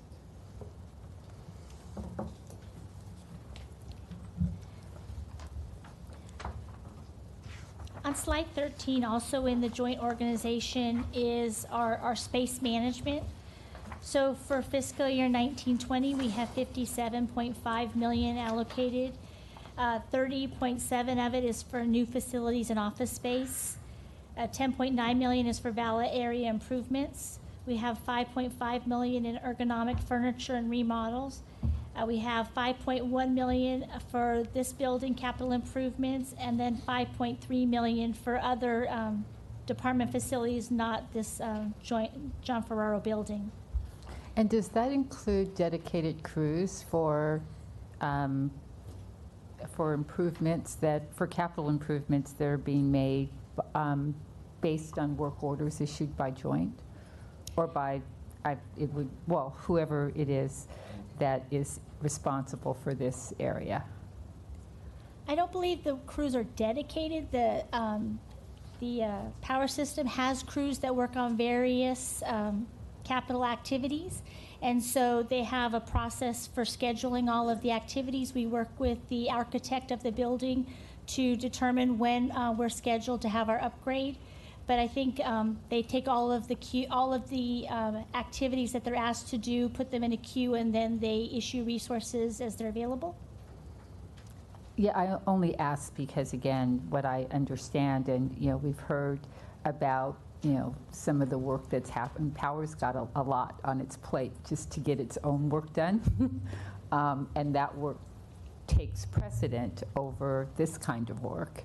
And so I'm curious about staffing as it relates to ensuring that we have the resources for the work that's being done in our own facilities, independent of and without interfering with what's happening in power. There's as we said before, there's a blend of folks that are working in the building as well as other facilities. One of the things we're working on now is splitting some of those functions out so that power doesn't have to be administering work or even contracts and stuff that's not exactly related to power. Things like the moat, for example, down below was administered through the power system, through PCM. That had nothing to do with the power system per se, but that was just their role. So we're trying to increase the ability of facility staff to do that kind of work, as well as Andy has electricians that work here on a lot of constant rewiring of the building. And so we're looking at separating staff dedicated to these structures so that the power folks, a lot of them who have higher skill level and training than is needed to work in this, can work back in the field where their skills are more appropriately used. So we are splitting that off and looking at the best divides. If you go back in history, like Rich and Andy and I for the last 30 years, there's been different structures and how joint has been either brought off into water and power or consolidated as joint, and where the different work divides. No matter how you structure, there's always an interface where more than one person needs that service. And so what organization that service resides in has been moved around to be as most efficient as possible, but we are trying to consolidate folks that are just working on facilities so that we don't pull from water and power systems as much. It's not that competition. Yeah, because it also makes it very difficult if I'm talking to, the CAO that reports in on all of this about his schedule and timelines, et cetera. Right. If, he can't get access to the resources that he needs, it's difficult for him to be accountable for delivering on whatever it is that. And it's a competition between having folks that are so dedicated that then you may or may not keep them all busy all the time on one thing versus folks that are so spread out that their priorities are always challenged. So we're rebalancing that now. Okay. Also under the joint organization is our fleet replacements in addition. So we have $41 million planned for fiscal year 1920, including backhoes, loaders, cargo and passenger vans, aerial bucket trucks, high-capacity generators, truck trailers, pumps, heavy-duty trucks, and other equipment for the next fiscal year. On slide 14 is just an overview of some of the work that the joint system does on a daily basis. We look at our call wait time, and right now our call wait time is less than 1 minute. This is for March 18 through March 19. We have over 95% of our bills sent out on time. On average, 96% of all meters are read.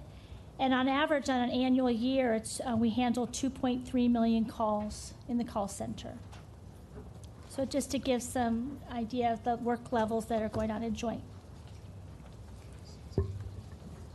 Slide 15 is our proposed staffing plan for fiscal year 1920. And as you can see, the joint system has 4,550 employees. Water has 2,182 employees, and power will have 4,460 employees. We are aware that 23% of our workforce is eligible to retire within fiscal year 1920. So where needed, we will hire somebody to shadow a key person so that they can learn the job and take over, so we don't have a slowdown in our service. And with these, this head count that we're proposing in our budgets, we have no proposed changes to our annual personnel resolution that we're requesting. On slide 16, one of the things that we always do for our budget is we compare our proposed funding that we're asking for 1920 with our rate case back in fiscal year 16. And we have increased our labor funding, and when we did that, we have found cuts in contracts and other costs to offset our budget to ensure that we're still fiscally solvent. So, so to support our hiring, we have cut approximately $904 million over the last 4 years.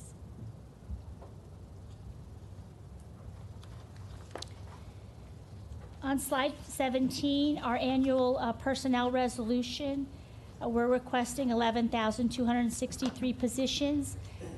While there is a joint organization, we have positions funded in water and power. So water is 3,815 positions, and power is 448 positions. On water, of the 3,815, 2,266 represent water system employees, and 1,549 represent joint. And of the 7,448 for power, 4,809 represent power system employees, and 2,639 represent joint organization employees. How do you figure how to allocate the joint between the water revenue fund and the power revenue?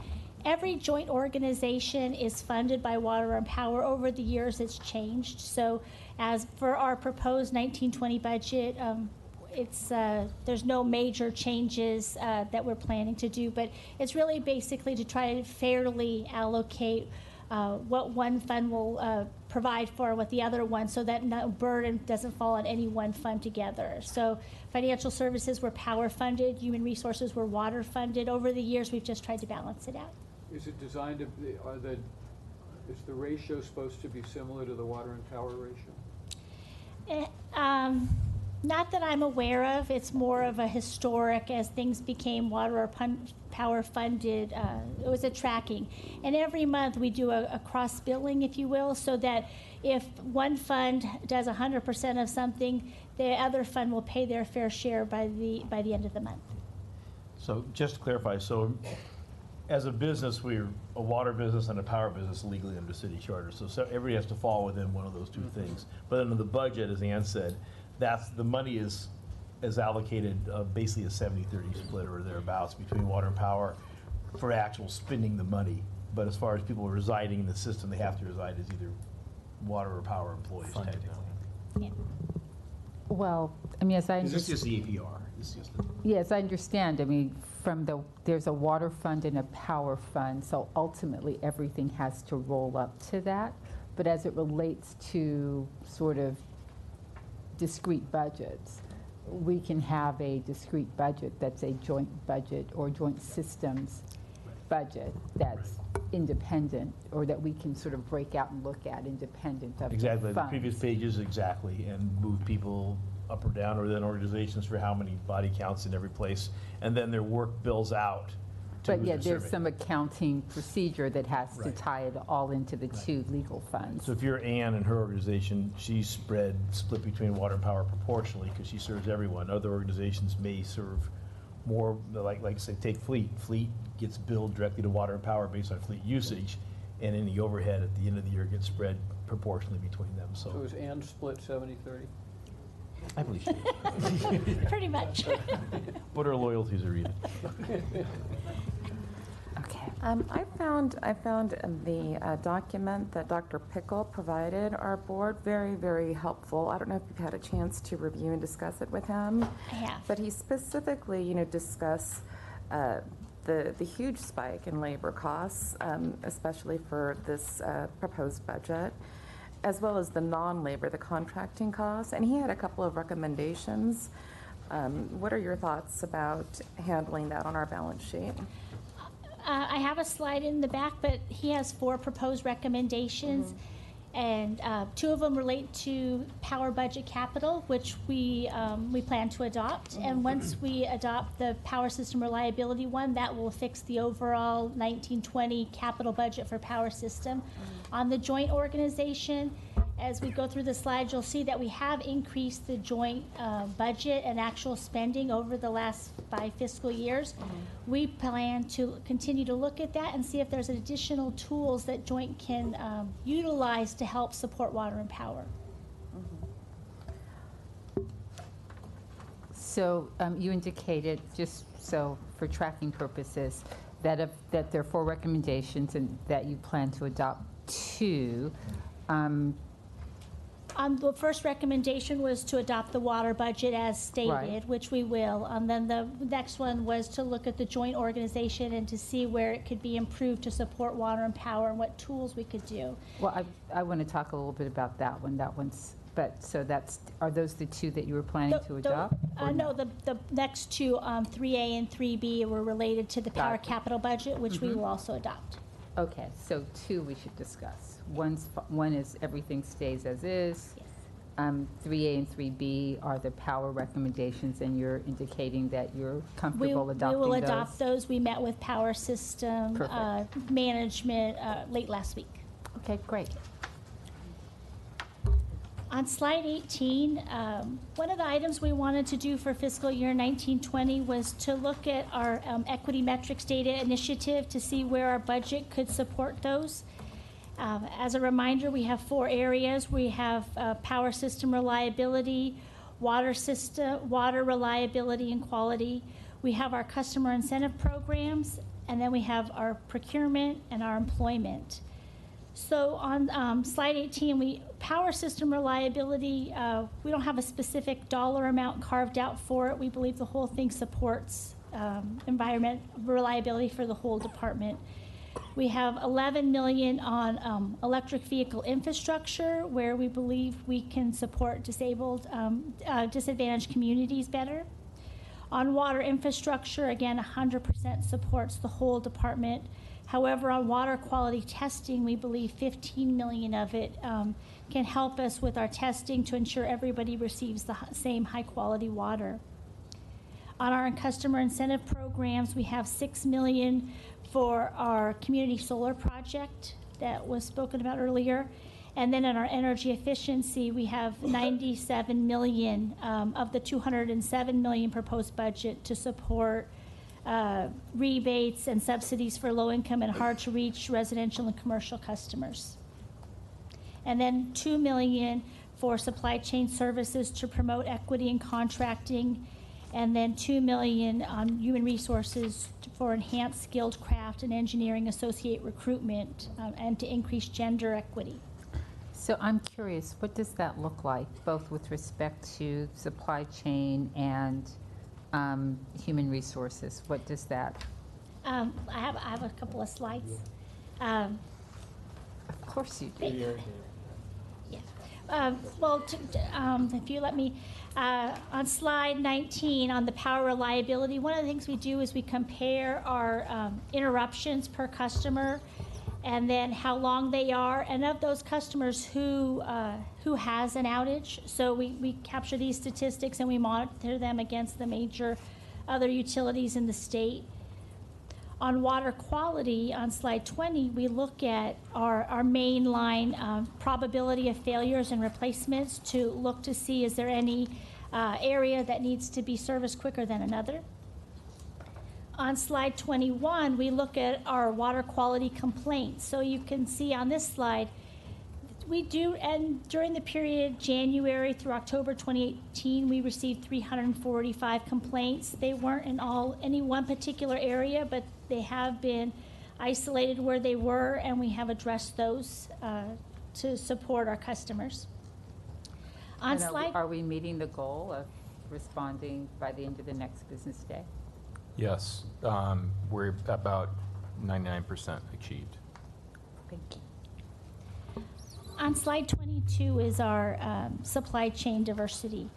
And so what we do is we look at the total population of qualifying contracts, and then we gather data on how much of that is given to small business, minority business, women-owned business, disabled veterans, businesses as well. So it's a metric where we capture the data, but we don't have a specific goal that we're trying to reach. It's more looking at it overall as to what is actually happening. On a contract-by-contract basis, we work with supply chain services to find out what sub-consulting opportunities are available, but it's not an overall goal for every contract. It's case by case. So I think what I was trying to understand is you said you have $2 million in the budget that's set aside that focuses specifically on that particular part of the equity metrics. I'm trying to understand, what does that $2 million do so that we can determine how successful it is in. Sure. So Erin Henning from Supply Chain. So that $2 million, I have a team of people, 5 that do outreach, supplier diversity, and so that is basically their salaries as well as any sponsorships or memberships in any of the advocacy groups in Los Angeles. In any of the what? Advocacy groups, the various chambers and. Got it. Okay. And how do we determine how effective we are? We are measuring to see what the contracts are. We're looking at the number of bidders that we're getting. We just provided a draft report for 2018 that will come up to you hopefully next month. And to demonstrate our outreach efforts and then what our plan is going forward on the number of events we want to attend and where we want to increase. And is it benchmarked over some period of time? Like, are we doing better? Are we doing worse? Are we maintaining the status quo? I'm just, and well, we benchmarked against 2017, and so you'll see that as well. And we are doing better, and we're changing our focus to increase areas where we're not achieving as well as we had hoped. And you can see on this chart the LGBT BE is a focus area that we have, and we have no data that shows any dollars, so that's why it sits at 0. But we're making some improvements in the city of Los Angeles and at DWP so that we can better capture those dollars and report them accurately. well, I'm also seeing 1% for DVBE. Right, well, our goal is 3% for the year, and this is not a full year. So in 2018, we did hit that 3% goal. Okay, and MBE is 10%? Yes, so there's no specific goal for minority or women-owned. We just try to encourage and increase those numbers. The goals that the department has set need to be gender neutral. So that's for SBE and DVBE. Right, no, and I see WBE is 5%. I'm just thinking about the sort of percentage of the population in Los Angeles that might fall into those categories over and against. I mean, I know you'd have to filter it through business ownership and things of that nature, but over and against what our targets, I mean, what our own statistics show, it seems a little, seems low, but. I don't disagree. The number is actually higher for the full year as opposed to the portion that was reported for the equity metrics. So that is one of the focus areas, especially women-owned business. And I think Commissioner Noonan participated last year in the first time that we ever had a women-specific outreach event. So those are the types of things that we're trying to do. When we see the numbers are low, we're trying to immediately put some focus and attention in those areas to increase the numbers. Okay. I'd be interested in seeing sort of a benchmarking that exceeds beyond 1 year, just to understand what our historic patterns have been, to see sort of what our resource allocation's producing. Okay, thank you.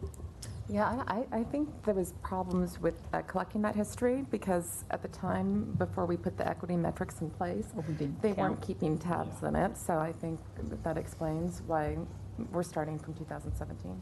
Thank you. Yeah, thank you. On slide 23 is a graph that shows our new hires, our promotions, and our workforce diversity compared to the City of LA population.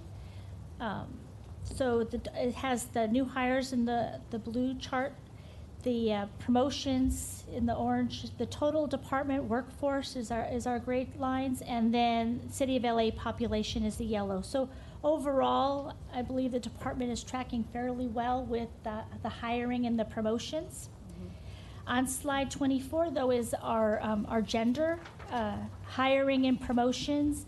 And from this chart, you can see that 74% of our employment is male and 26% is female. So we do have $2 million in our budget to do more outreach at the Interview Society of Women Engineers at the national and regional conferences.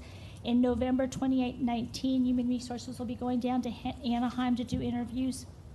We're also utilizing more technology and videos and virtual reality ways to bring people into the department. And that $2 million is outreach across all of the groups that we're doing outreach to, right? Not just to women? All the groups, but there is a noticeable difference in the women.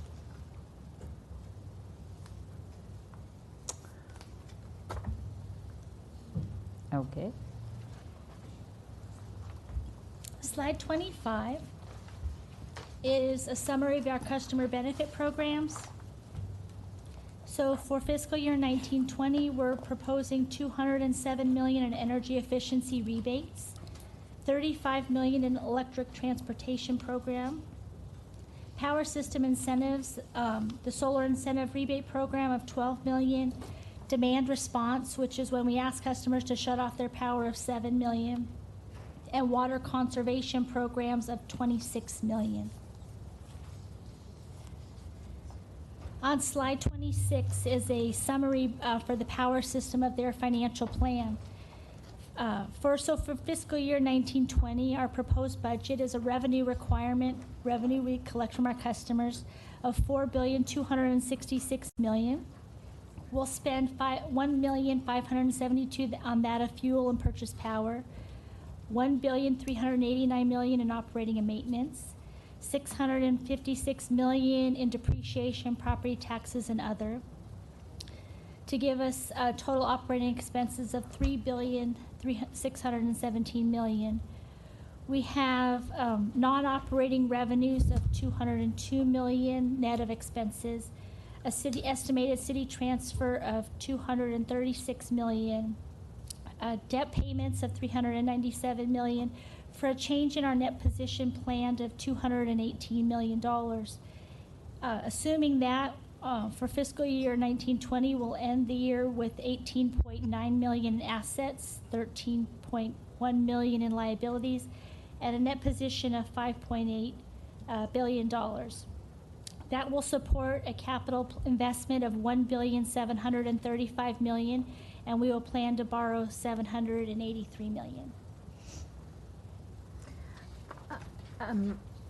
Again, just referring to Dr. Pickle's document, for the reliability program that's going up by $46 million, is that because of our desire to focus on increased renewables, and or is it the pilot programs? What's causing that peak?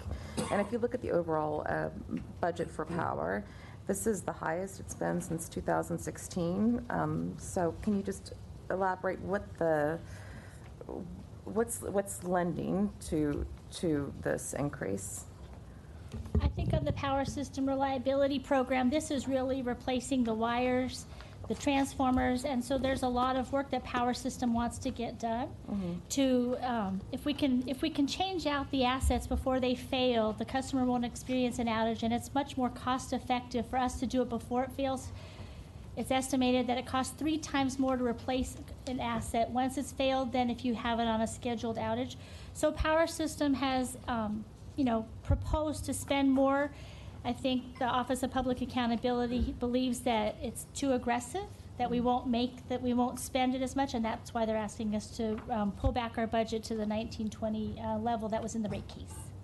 And what's your opinion about that? Do you want to just keep it in as a cushion and then transfer if it's not being used? Because I do think that the ambitions are very lofty to focus on infrastructure in that regard. Can you elaborate a little bit on? No, I think we're comfortable reducing to meet what Dr. Pickle has recommended. We are increasing our goals. We are looking at new contracts this year for wildfire mitigation. But with the resource issues we have, I think we're comfortable reducing and to his levels, and we would agree with that. Okay, good.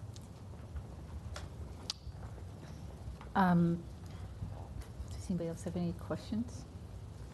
Are you done? I have one more. I have sorry. Just a handful of slides more. I have something on slide 27 on water, which is similar to power. Just a financial plan summary to show the revenue requirement is $1,373 million. Total operating expenses of $942 million. A change in net position planned for water of $225 million. And this plan will yield, at the end of the fiscal year, total assets for water of $10.9 billion, liabilities of $7.4 billion, and a net position of $3.5 billion. This will support a capital investment program of $831 million, and we will plan to borrow $277 million. The next slide is what the Office of Public Accountability recommended for the 1920 budget, was to adopt the water budget as proposed, to look at the joint budget and to determine if there are methods that we can look at, our tools that we can use to better operate the joint services, from an operating division. And then on the power side, to reduce the budget for the overall capital program and the power system reliability program. And on the last slide, we do have a summary of our joint organization. Over the fiscal years, we have increased the budget to help support joint and serving water and power.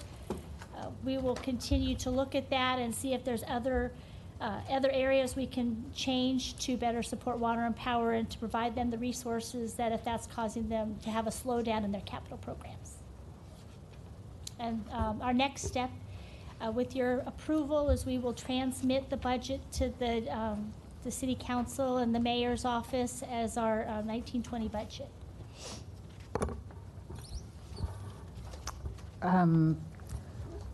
So a couple things. First, I want to say thank you again. Over the last several weeks, your office has just been stellar in producing the information required to help the commission, and in particular me as the newbie, to understand this process and to disaggregate what is occurring as it relates to water and power. So I very much appreciate that, and would be, am happy to move the budget forward.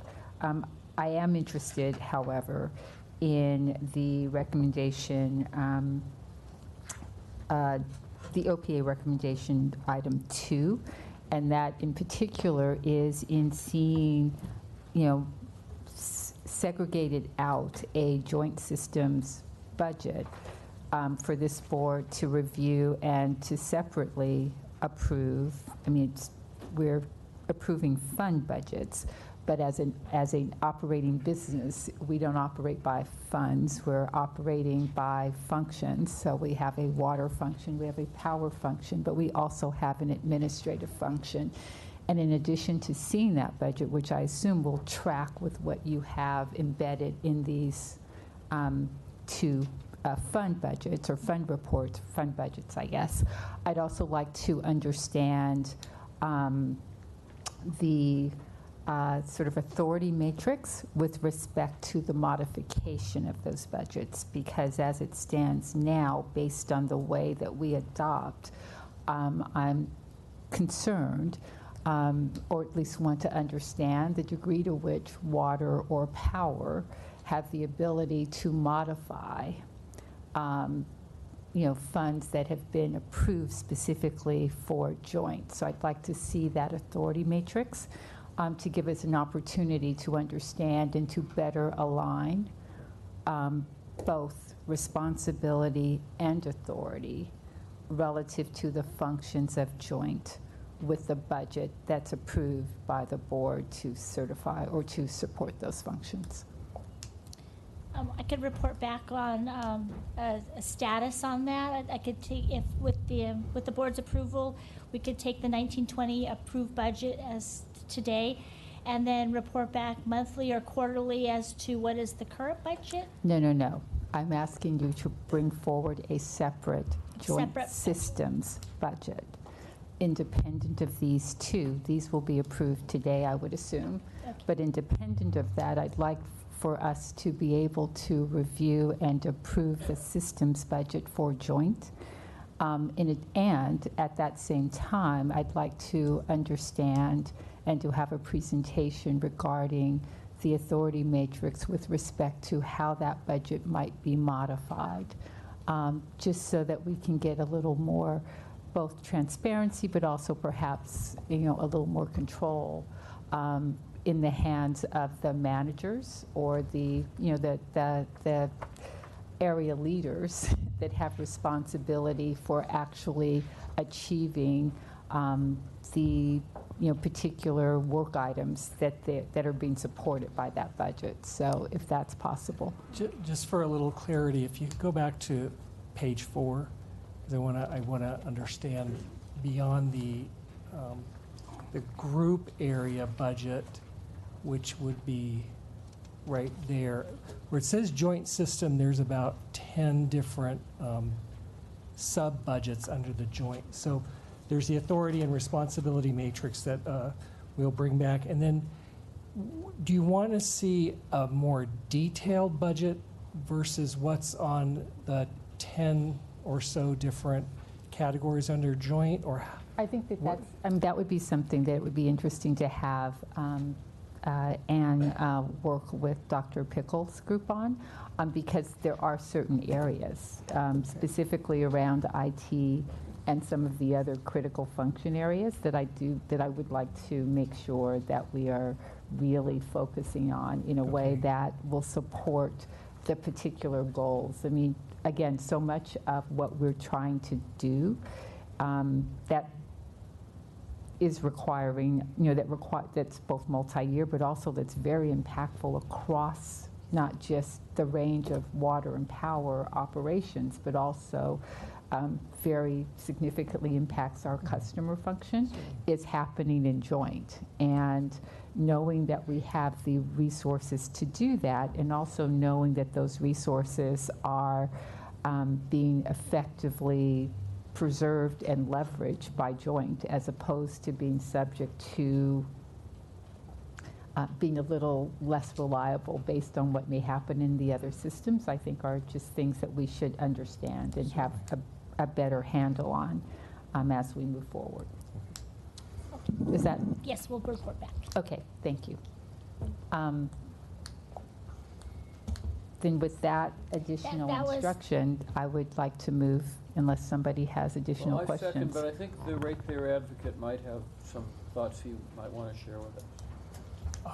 I think it's important to note that this is the first budget we've seen where the joint operation exceeds the budget of the power operations, and the funded headcount of joint exceeds that of power. So joint is the biggest operating area with this budget. So I think the recommendations by Commissioner Cynthia McLean-Hill are very important to put into place.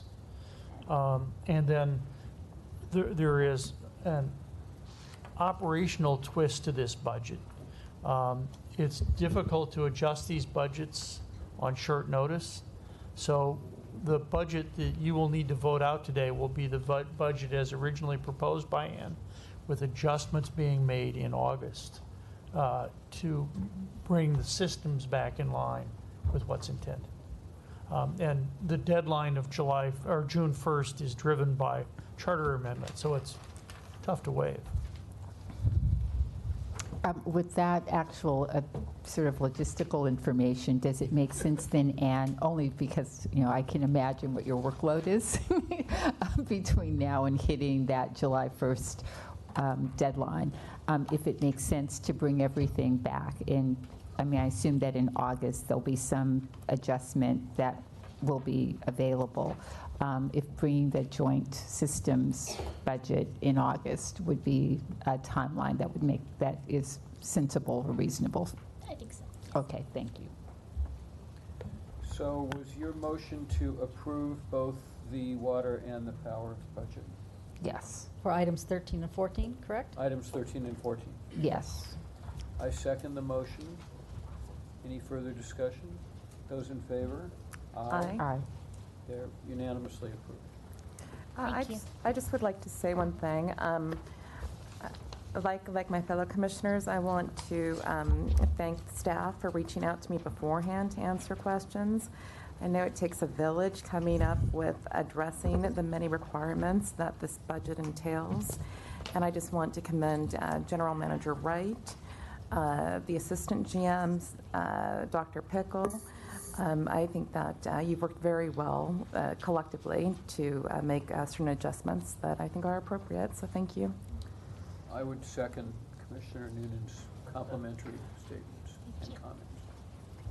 Thank you. Thank you. We have one remaining item on the open agenda, which is item 20. I showed 19 and 20. No, I'm sorry. We have two remaining items on the open agenda, items 19 and 20. So we'll start with item 19, called up by Commissioner Noonan. Approval of MOU between the Office of City Administrative Officer, LADWP, LA World Airport, and the Port of Los Angeles for contractor development and bonding program. So going back to when you just spoke, does this fall into your $2 million budget? Because it seems like it's primarily outreach and it's helping smaller businesses get contracts within the department. I'm not very familiar with this process, nor am I familiar with this firm. So can you elaborate, and why are we using them since 2007? So if you could just give some background, I'd appreciate it. Absolutely. So in reference to your question about the budget, it doesn't actually specifically fall in that group because it falls into another category of contracts. So it falls in supply chain in our overall budget. But not all of it necessarily would fall in that $2 million. Because there's a lot of outreach that's promised here, so. Absolutely. So for the last 20 years, the mayor's office and the city of Los Angeles have consolidated across all city departments to provide bonding and contractor performance and development services. And so this is the renewal of that contract, which was a competitive RFP process in which all the city departments contribute to the one contract. So there's one vendor citywide, and then this year it got expanded to include more of a Southern California approach because it includes Metro and LA County as well. Yeah, and I understand that this is coming from the city, so it doesn't really provide who bid and who else was considered. And since I wasn't familiar with the firm, I just had to ask. The other thing, too, that I wish was attached, it states that performance reports are supposedly provided. I would be interested to see, what work they have done for us since 2007, given the investment that we're making. If those reports do exist, I'd like a copy of them.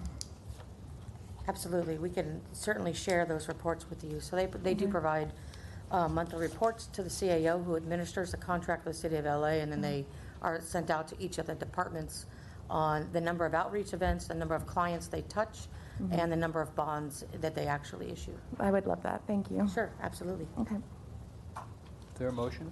So moved. Second. Those in favor? Aye. To approve. Thank you. Okay, now we have one remaining item, which is item 20. Approval of agreement number 47538 for a budget and decision support system and integration services with Oracle America, Inc.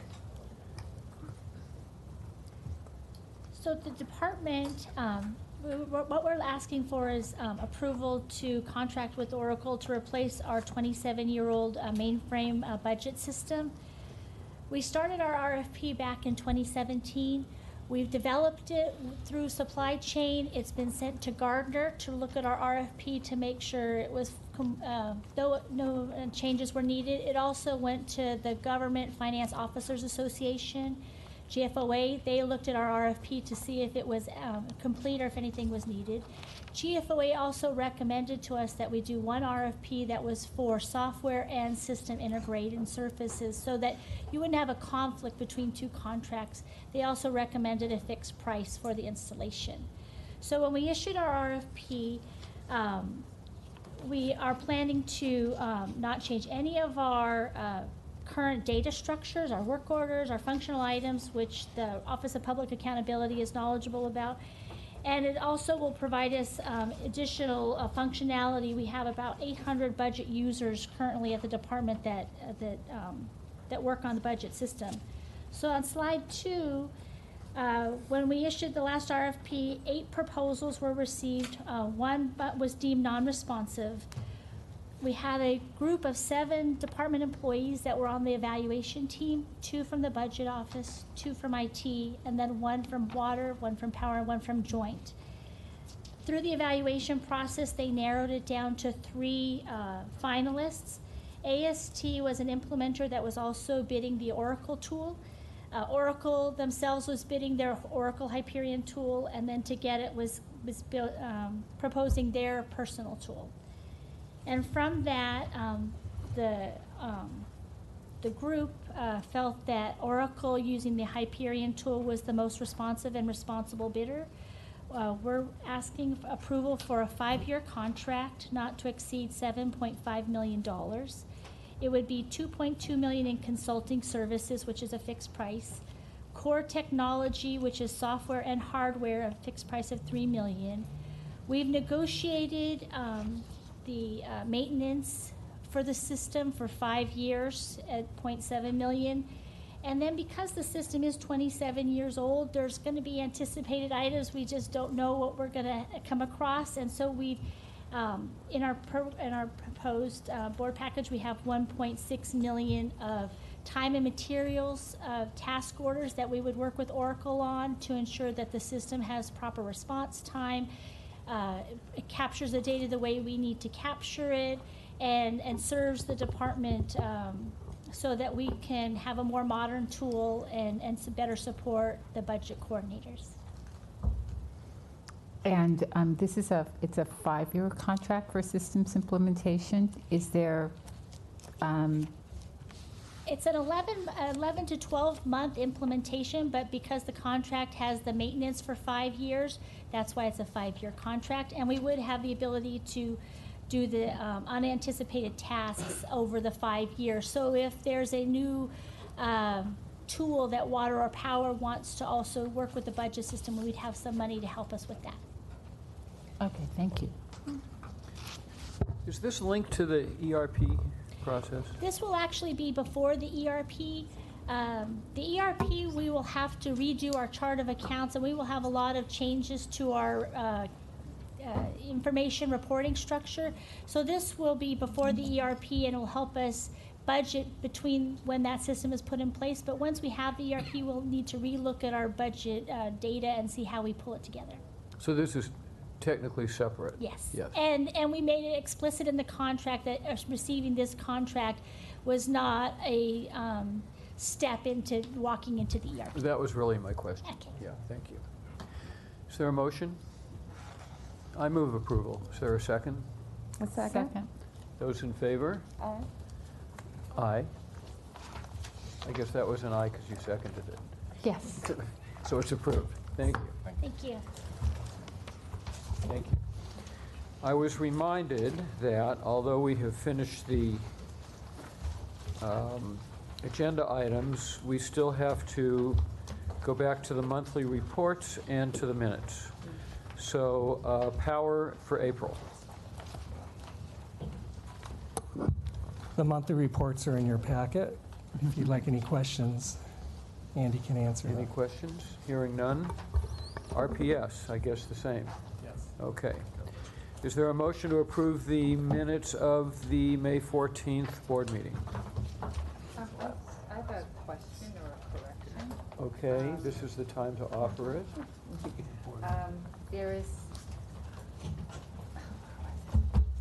There was a commissioner request that was attributed to me, and it seems to be,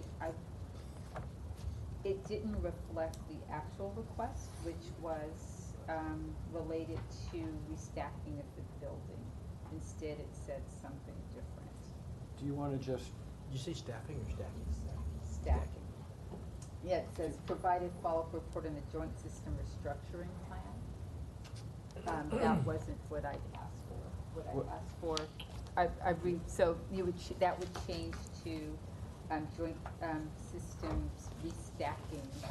It was the restacking of the building that I was looking for a report on by the follow-up. By the joint system. Yes.